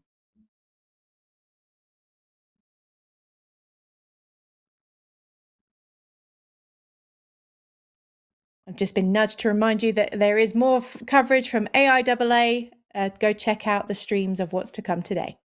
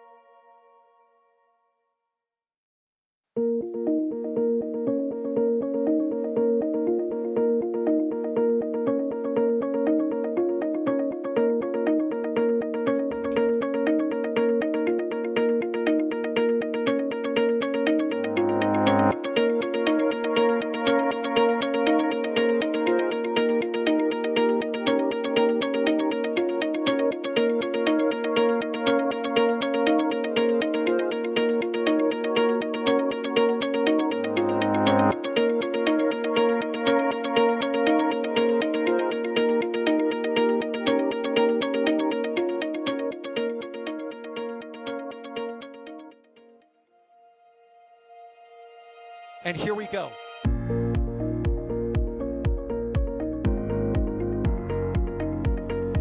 There's the deluge. Here's ignition. Doubling up. Did it just do a Kerbal? Back to the moon and beyond.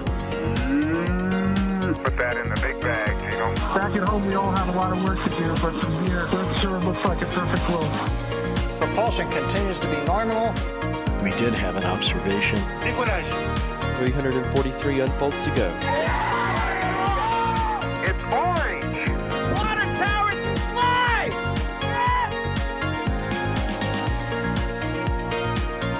Bingo! Right in the center. Where's Jacklyn? There it is! That was surreal. That's not what we want to see. No. Oh my God. Yikes, you bet. We don't need any more of these.